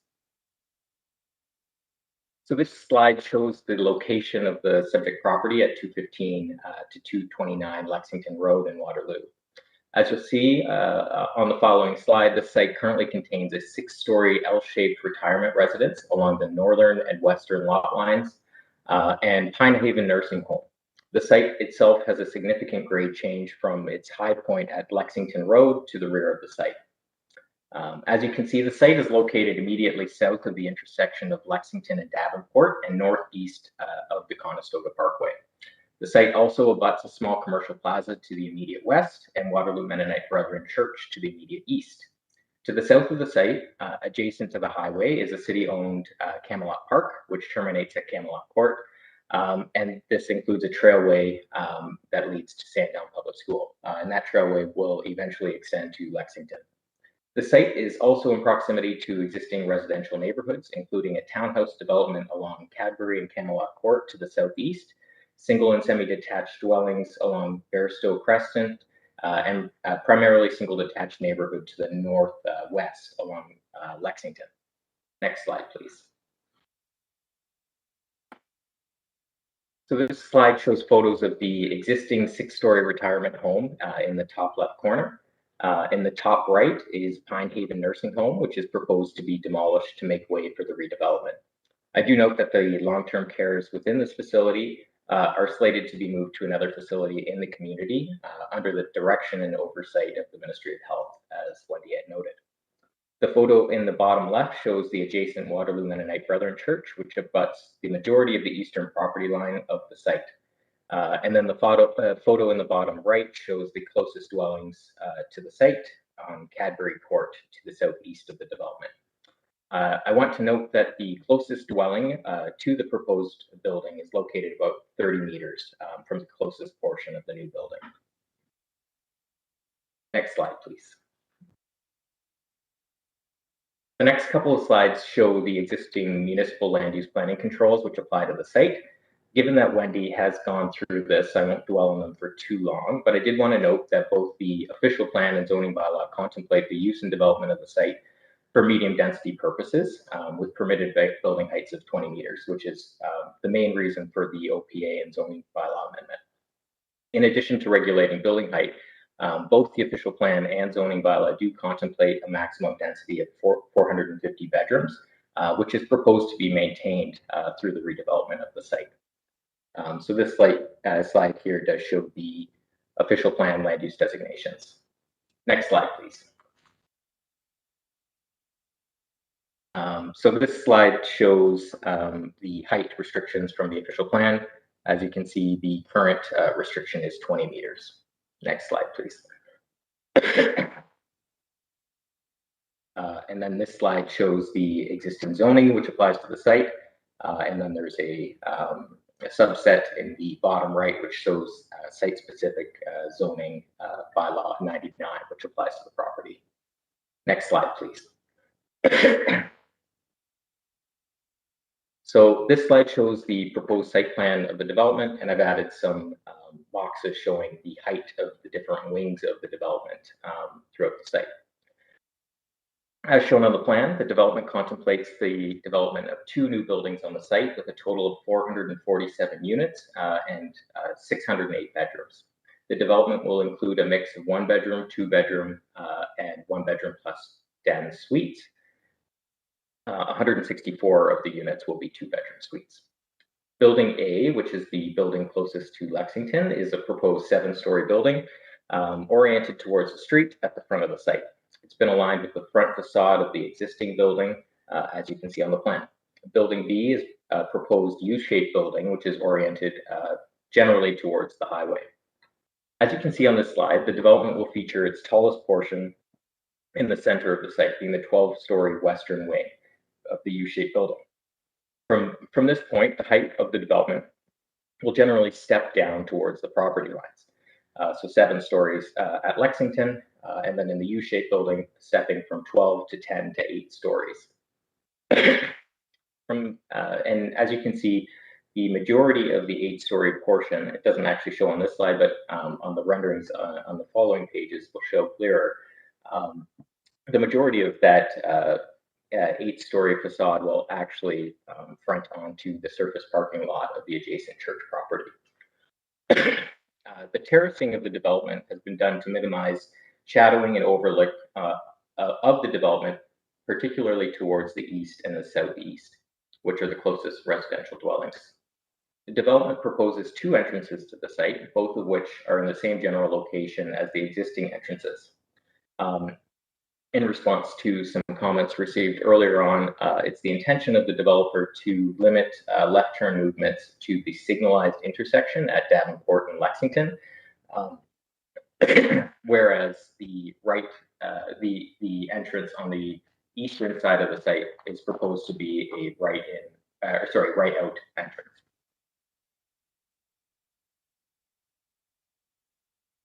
Surface and structured parking will be provided for the development with a total of 551 parking spaces. To support the viability of active transportation to and from the site, a total of 332 bicycle parking spaces are also proposed, with the majority of these being indoor secured spaces. Next slide, please. So this image is a photorealistic interpretation of the development looking south from Lexington. So you can see the 7-story building in the foreground and the U-shaped building behind. I heard a question from Councillor Bassick on how the design of the existing building would be tied into to this building. And you can see similar colors of the yellow brick at the base of the 7-story building. And next slide, please. As well as the eastern facade of the U-shaped building. The design intent here, as you can see, the base of the building are more solid materials, and then as the building rises to its taller points, there's more glass, so it's meant to provide some relief as the top of the building gets taller.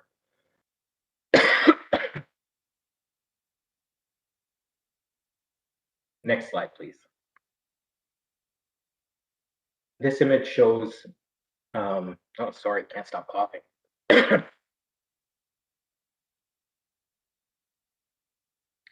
Sorry. This image shows the proposed building elevation looking from the south. You can see a vegetated area at the bottom of this image, which correlates to an existing swim pond, and the landscape area surrounding, as well as the northern parts of Camelot Park. You can also see a space between the two wings of the U-shaped building, which is proposed to be landscaped. In order to minimize the visual impact of the parking structure at the base of the development, larger canopy trees are proposed south of the drive aisle. Next slide, please. So towards the development before you tonight, a number of key design considerations were considered by the design team. And that was to minimize shadowing onto adjacent residential uses, minimize overlook onto residential uses, to provide a transition in height and massing. Again, that is providing the tallest portion of the building in the center portion of the site and then terracing down from there.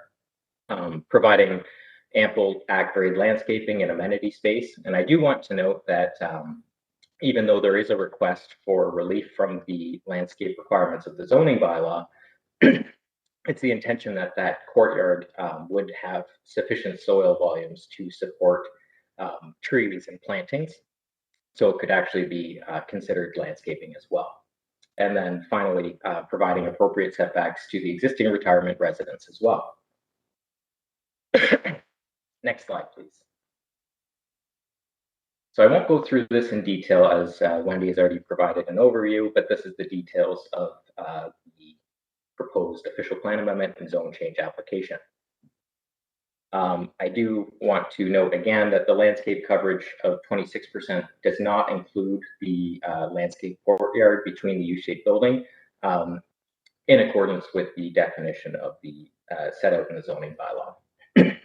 And then the request for a wider drive aisle is to allow for safe movement of trucks around the bends in the drive aisle to the south of the building. Next slide, please. So on behalf of my client and the project team, I'd like to thank you for the opportunity to provide this delegation this evening, and I'd be happy to respond to any questions you may have. Thank you very much, Dave. While I wait for hands to go up, I'll just ask a couple of my own. I note that the 12-story building, I've been to that site. It's an incredible grade there, and I'm just wondering, in one of your slides that showed the view, maybe we can go back to it, that showed the view from Lexington, really seems to show the 12-story building. Oh, one more, there it is. Yeah, it really seems to show the 12-story building. Yeah, either of those is good. As not that much taller than the 6-story building. Is that because of grade, or is it an optical illusion that I'm seeing? I would say that from this perspective, it's more of an optical illusion. I think it would read as 6 stories taller than the 6-story portion of the building facing Lexington, the existing building currently. Okay, thank you. And I'll now turn it over to my council colleagues. First up is Councillor Vasek, the ward councillor. Thanks through your Mayor Jaworski. Thanks, David, for your presentation. Yeah, so a number of similar questions, but some different. So you mentioned that the Ministry of Health organizes the move. Do you have any part in that? I'm just curious a little bit more about how that move happens, particularly for folks who are older adults and for whom a transition might be quite dramatic, and even if it is in town or near town. So do you have any part in that, or is that entirely coordinated by the Ministry of Health? Through you, Mayor Jaworski. I don't have any part in that process, but I've been trying to understand it myself. What I can say is that the existing facility, Pine Haven, is operated by another group, not the current owner of the site. And they have other facilities throughout the city. But prior to any move, they do need to have a moving operational plan approved by the ministry, and there's stringent requirements both from practicality of moving, but also the social supports there as well. So I haven't seen the plan, and Highgate is not the owner of, the operator of these beds. But I understand that is the general process, and that would be the social supports there as well. Okay, thanks for that. Yeah, so I'd like you to speak a little bit more about the transition to the 8 stories. So interestingly, now that from your drawing, it's helped me better conceptualize that there's 7 stories on Lexington, which we knew, but and then 8 stories by the church parking lot, but also that goes to kind of kitty corner to Cadbury there. So interesting to note that on the major street near the detached homes, it's 7 stories, but then near the townhomes and semi-detached, it's higher. So just interesting to note. Curious if you did look at 6 stories there by Cadbury and the church parking lot. And if you did, can you tell me a little bit more about why you went to 8, and if you didn't, can you speak a little bit more to why you didn't consider 6 there? Yeah, certainly. Through you, Mayor Jaworski, if we can actually go to the next slide. One more, sorry, yeah, that's the one. So I forgot to mention this as I was going through my presentation, but if you can see on the eastern facade, there's the yellow brick portion of the building. So on the plans, it says 6 stories. It's not actually a typo. There's a building step back along that facade. So the yellow portion extends closer to the property line, and then there's a step back to the 8-story building, and I believe it's either 3 or 4.5 meters. So it's not insignificant, but yes, there is that bit of a step back there. We have looked at various iterations of massing on this site. It's one of the first sites that I've actually implemented parametric design on, which basically you can implement various different design parameters and considerations from the neighborhood, such as overlook and shadowing, and develop different massing scenarios. And this is the one that we've ultimately settled on for our initial proposal. And again, the 8-story massing here, we didn't feel, and if the shadow study is not here tonight, we found that it was very compatible in this location. Because most of the shadows are over the church parking lot. They don't extend really significantly over the properties to the southeast, and actually overlook onto those the semis and towns to the southeast is not that bad, just because of the orientation in this location. And why we chose 7 stories along Lexington, was just to basically be sympathetic to the existing built form that is already there with the 6-story building. So it's just a slight increase. And then again, the idea was a general transition towards the center of the site where massing is the least impactful. Okay, thanks. And a follow-up to that. So you said no significant shadows then on Cadbury. What does that mean? Who will it impact? Sorry, yes, through you, Mary Jaworski. So we did prepare a shadow study that looks at the city of Waterloo does have shadow criteria within the urban design manual. So we look at shadowing at various intervals throughout the year, in March and September, and then June and December. And there's certain thresholds. So based on our shadow study, it passed or satisfied the city's criteria. Not to say there's never any shadows on portions of the building, but the city standards that are in the urban design manual were satisfied here. Okay, understood. Thank you. Okay, and just a couple more questions and then a comment. Without an opinion, just a comment to pass along from residents. So back to the urban design. So you mentioned in your presentation that the one consistent element is the yellow brick. Like you heard my whole spiel, it was long, so I don't know if I need to repeat it, but just the idea of like in phase 1, it went back and, you know, like it kind of transitioned from the expressway, and that was a really big part of the initial conversation. It wasn't you who was part of it. I believe it was Glenn. I'm not sure if he still works there.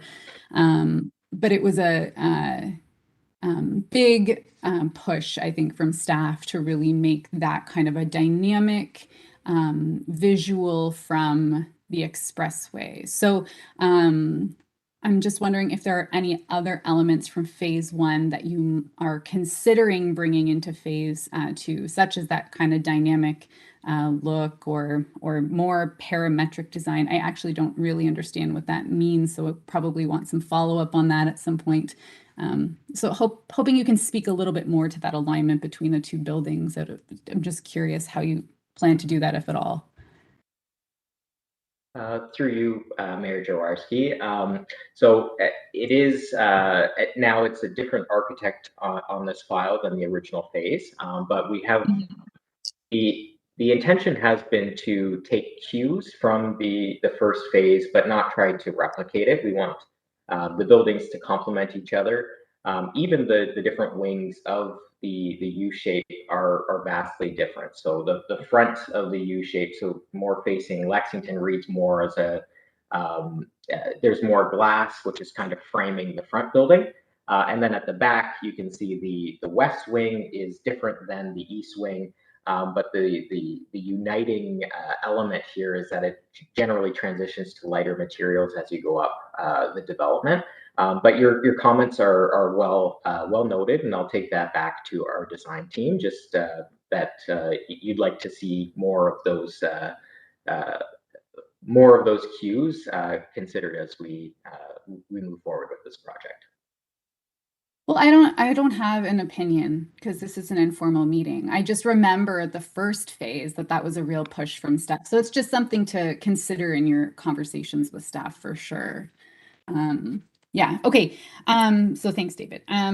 Then my last question is around the parking reductions, kind of how you came to them. Is a retirement/assisted living facility an appropriate place for parking reductions? It's like I said earlier, it's a sector that's kind of new to me, and I know that we want less parking. I think in general is sort of the way that that cities are going, it seems.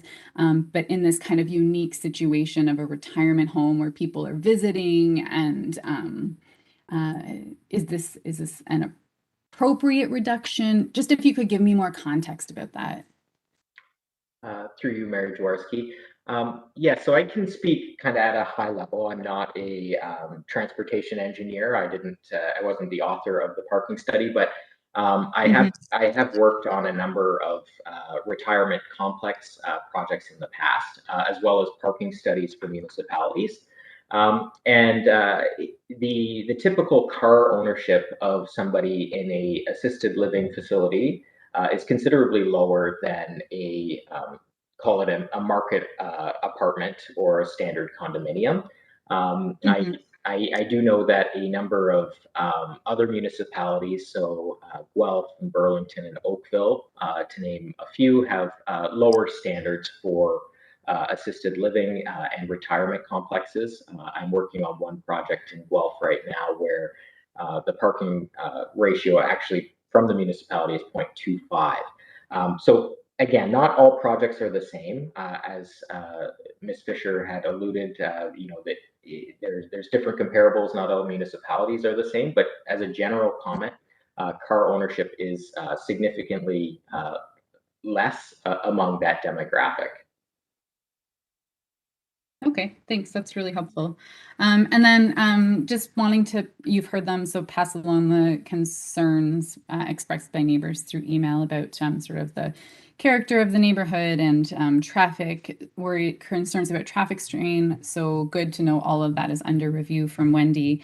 And the other piece I really did want to feed back to as well about phase one, and residents have noticed this in Facebook groups, for example, where Highgate's pretty good at informing people when there's a community event going on. And it sounds like that's something that's important to Highgate, to be a good community member. But no one saw anything about the official plan amendment or zoning bylaw amendment requests in the Facebook group. So it just feels to people like a little not community oriented when there's like, a bazaar happening, like a craft bazaar, and you're welcoming people and excited to have people from the neighborhood in. But when it comes to something like this, where we know that there's often more comments and concerns, nothing was posted. So just some feedback that if there is an opportunity for that, I know those conversations can be difficult. And I know that the city put out what we were supposed to put out, which is all fine, but it seems like Highgate wants to go above and beyond, but then didn't on this. So there was a bit of a disconnect there for people. Okay, all right. Thank you for the comments, and I'll pass that along to the client. And I don't think that was their intention here to work in the shadows at all. And I'm sure they'd be open to including some display boards or opportunities to connect on this at future events as well. Yeah, great. That would, if you could give that feedback, that would be, I'm sure, very welcomed by people. Thank you so much. All right, thank you. Thank you, Councillor Vasic. Over to Councillor Bonagor. Please go ahead. Thank you, through you, Mayor Jaworski. I don't have too many questions following on from all of the questions Councillor Vasic brought forward. And I just wanted to, the first questions I had listed were largely related to the rehousing for the people who are living at the property already. So thank you for explaining that already, but I just wanted to flag that is a question that I think would be of concern for a number of people. But to get to the specifics of the project, I just really have one question, and the picture that's on the slide we have right now is perfect to help me kind of explain what I'm curious about. With the building, the proposed building being nested within existing buildings, and there being an interior courtyard kind of within one of the new buildings, I'm really curious of what the environment might be like for residents on lower levels in those corners where buildings face buildings. It strikes me as potentially a somewhat inhospitable view or environment, particularly in the middle of winter. So I'm wondering if you could kind of walk through those areas of the proposal.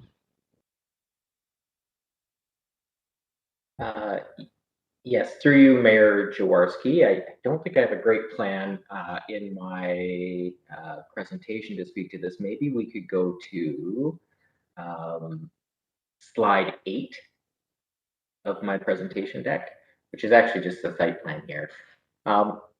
So I appreciate your comment. There is considerable overlook between the existing retirement residence and the 12-story portion. as well as the 12-story portion and the 8-story portion. But one thing that we were cognizant of through the design phase was providing setbacks that would be appropriate for this location, so it doesn't seem overbearing within the ground plane. So generally, I believe there's about 20 meters between the existing building and the 12-story wing, and a bit greater between the 12 and the 8-story wing. Just recognizing that with additional height, additional separation is warranted, just to provide some access to natural light and views and the like. I can say that the existing building along its southern building line, where it kind of has that jog up, that's where a lot of the dining facilities are, and so that space will still very much open up the same way it currently does. And then as you move further north towards I guess the 7-story building, in that general courtyard there, it becomes more of a utilitarian area. So there's a lot of loading and unloading, garbage collection and things through there. So there hasn't historically been a lot of I'd say, at grade use in that area, because it has been designed, even in the first phase, to be more of a collection area. So what you can see on this slide, though, there is it's highlighted in blue, but that's a trail that will go from the existing building that will connect to the active transportation corridor that will run along the western property line. And then it will also lead to the swim pond, which can be designed to also provide a function for recreation as well. It's more of a dry pond. It's not a wet pond. So that I think as we develop our landscape plan moving forward, we can consider areas for passive seating around there as well, for outdoor amenity. Okay.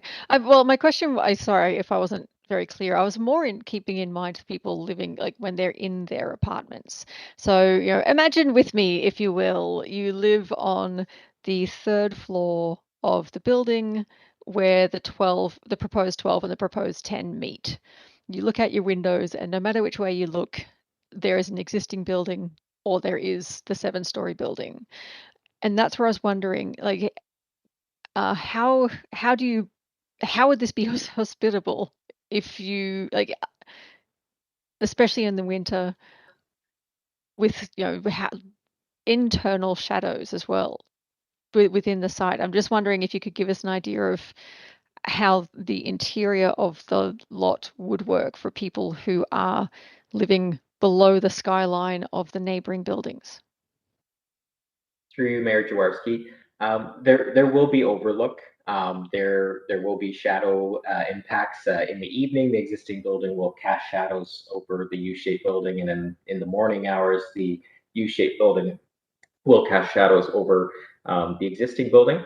But the overlap, if you look at the plan, there is that space between the 7 and 10-story building that does provide, for lack of a better word, the access to the natural light in the morning hours to that building. So there is overlap, but it really is, I'd say, the bottom third of the existing building closest to the parkway that has that overlap.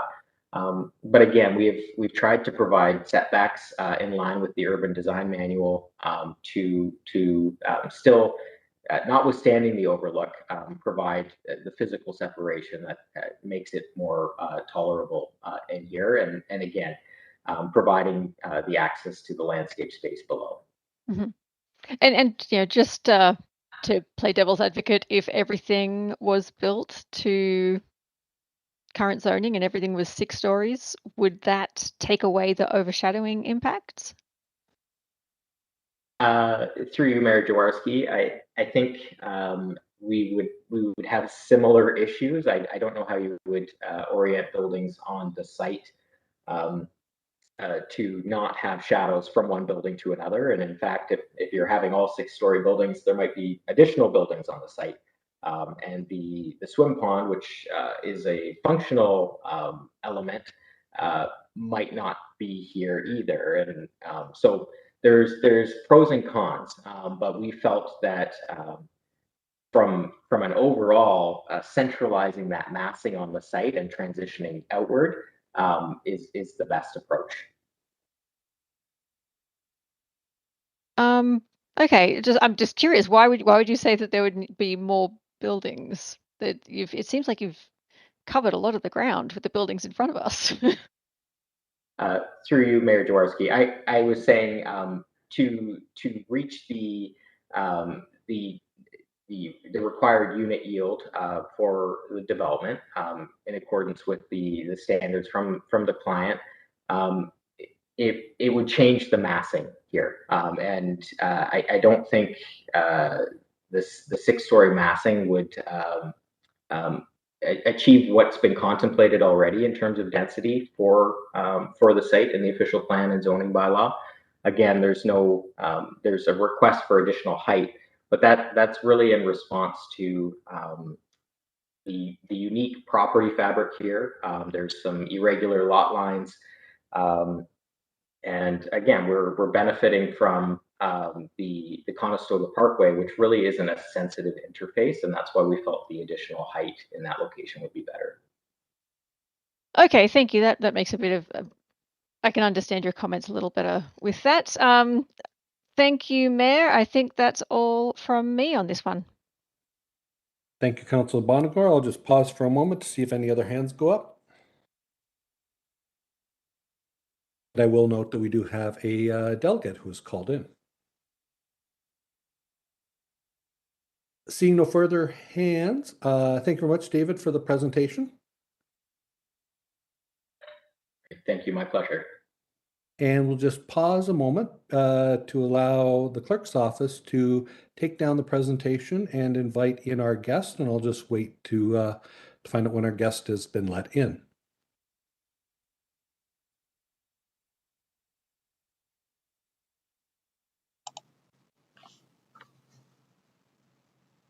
I think I see Matthew here, Mayor.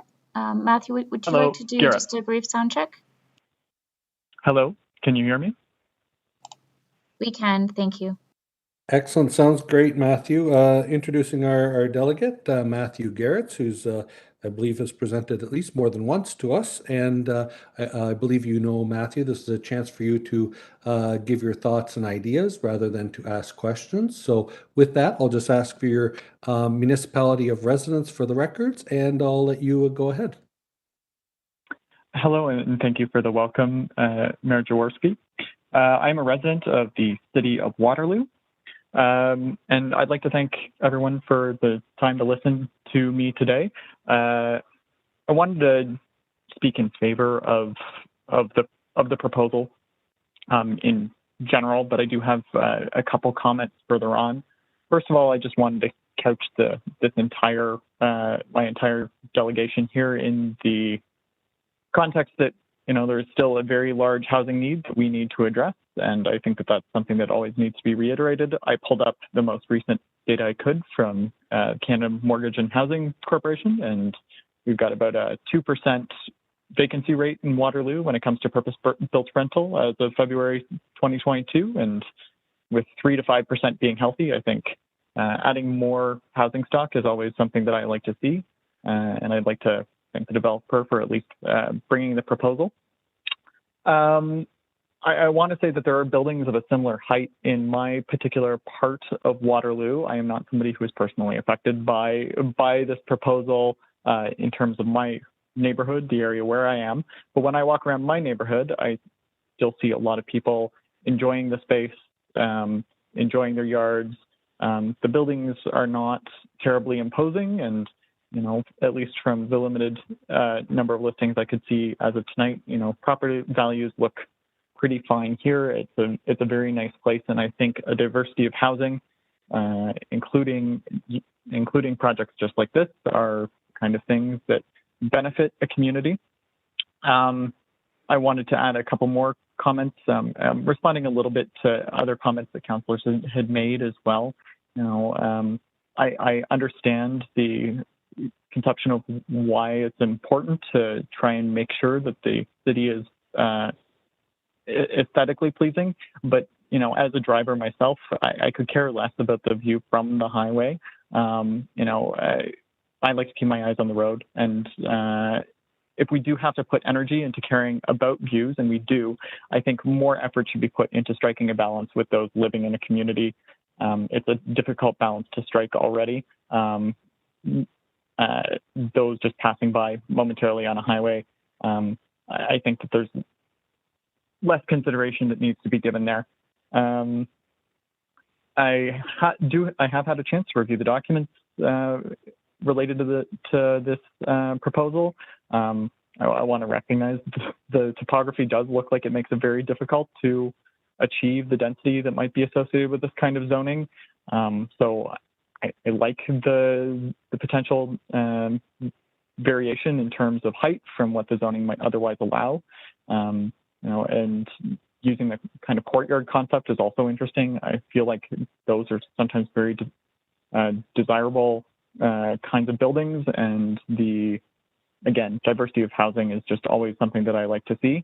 That said, I did have one item from the documents that I do want to be considered. I think in a previous meeting, Councillor Henry took my point before I was able to make it, and I think Councillor Vasek had very much identified some issues around the height and where the height is focused, and specifically looking at the shadow study. I was kind of confused looking at the shadow study because I felt looking at it that it was those houses to the southeast that seemed most affected.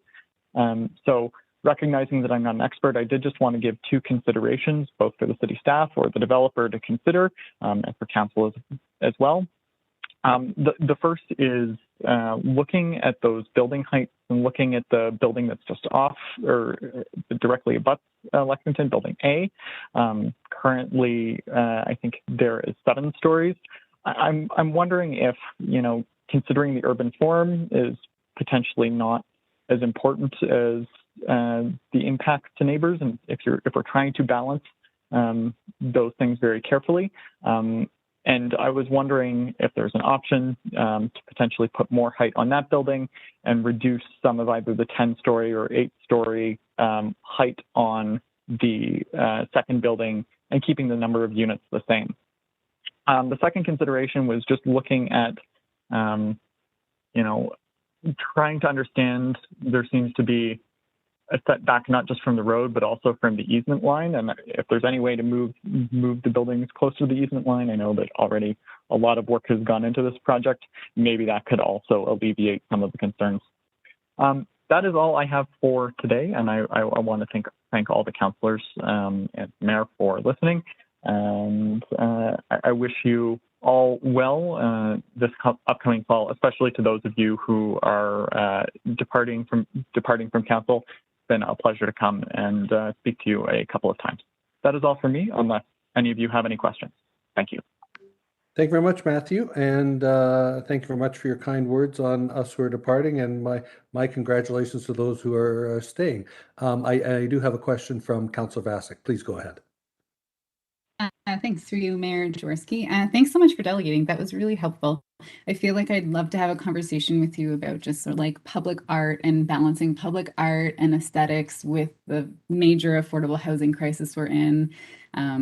It would be a very interesting conversation, but I actually have a question for you as well, which is, you know, you're speaking to the diversity of housing, and I guess I'm curious what you would say to somebody who might ask the question of you, well, how does a retirement home or assisted living directly address the affordable housing crisis?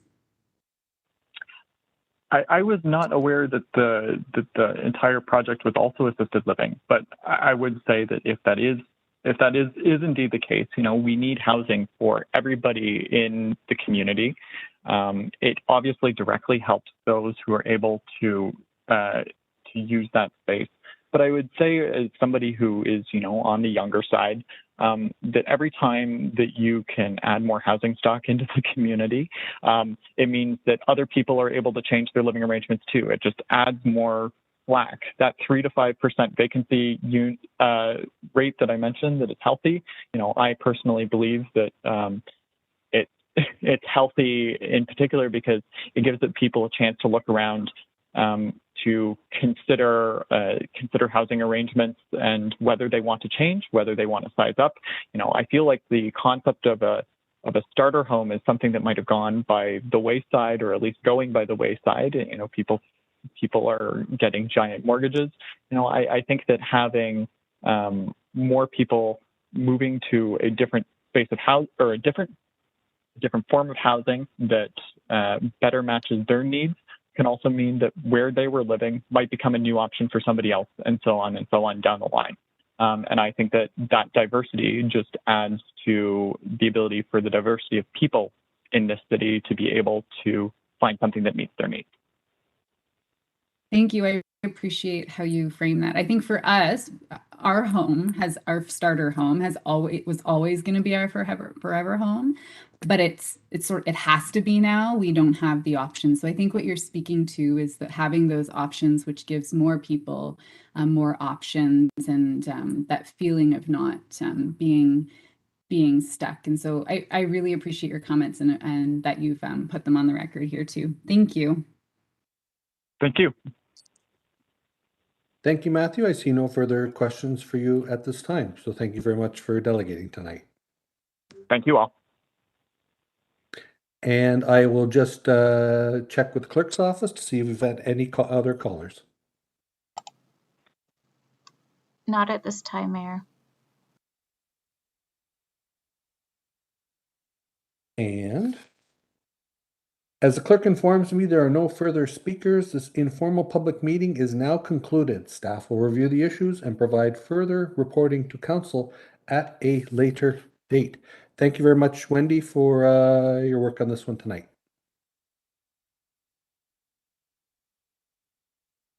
Thank you, Mayor. Moving forward, I skipped through to number 17, questions. Do any councillors have questions that they wish to pose to staff?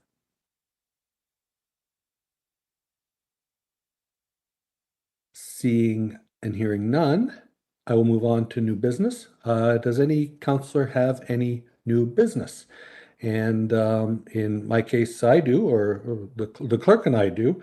This should be the last last electronic council meeting for the city of Waterloo. We will move back to in-person council meetings at our next meeting, all dependent upon a national day of mourning that may be called for in honor of Queen Elizabeth II, and we'll see when that date will come, and we'll just go from there. And I'll turn over to, and I should also share, Julie, that if anybody has any questions regarding future council meetings, they can email clerkinfo@waterloo.ca. And I'll just turn it over to Councillor Freeman, who has new business, please. Thank you, through you, Mayor Jaworski. I just wanted to raise it to council's attention. And again, it's kind of a shout out to our neighborhoods and just how they have strengthened over COVID and in past years. The Fox Hunt Neighborhood Association is doing music in the park this weekend, and it's on Sunday afternoon. I think that it starts maybe around 1 or 2 in the afternoon. And so I just wanted to bring that to everyone's attention in case anyone was, it says it starts at noon. So yeah, in case anyone's interested to participate and come and just bring a lawn chair and listen to some music. It's in Fox Hunt neighborhood. It's in the Kings Court Park. So you can see the park from Conestoga Mall.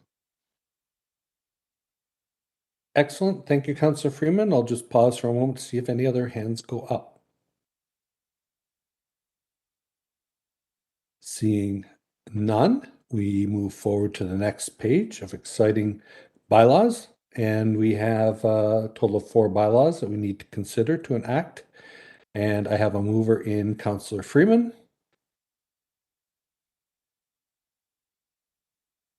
a seconder in Councillor Henry, and I will call the question beginning with Ward 2, please.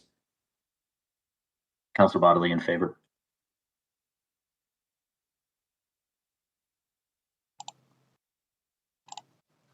Councillor Veith is having a connection issue. Thank you. Councillor Freeman in favor. Councillor Vasic in favor. Councillor Henry in favor. Councillor Bonagor in favor. Mayor Jaworski in favor too. That carries. Moving on to adjournment. I'll need a mover and a seconder for that. Moved by Councillor Bodley, seconded by Councillor Freeman. With that, we'll do the vote beginning with Ward 2, please. Councillor Bodley in favor. Councillor Freeman in favor. Councillor Vasic in favor. Councillor Henry in favor. Councillor Bonagor in favor. Mayor Jaworski in favor too. Thank you very much for the clerk's office for handily dealing with the technical issues earlier today, and we can look forward to seeing everybody bright-eyed and bush-tailed in the future in person. So looking forward to that, and all the best to everyone. Good night. Good night, all.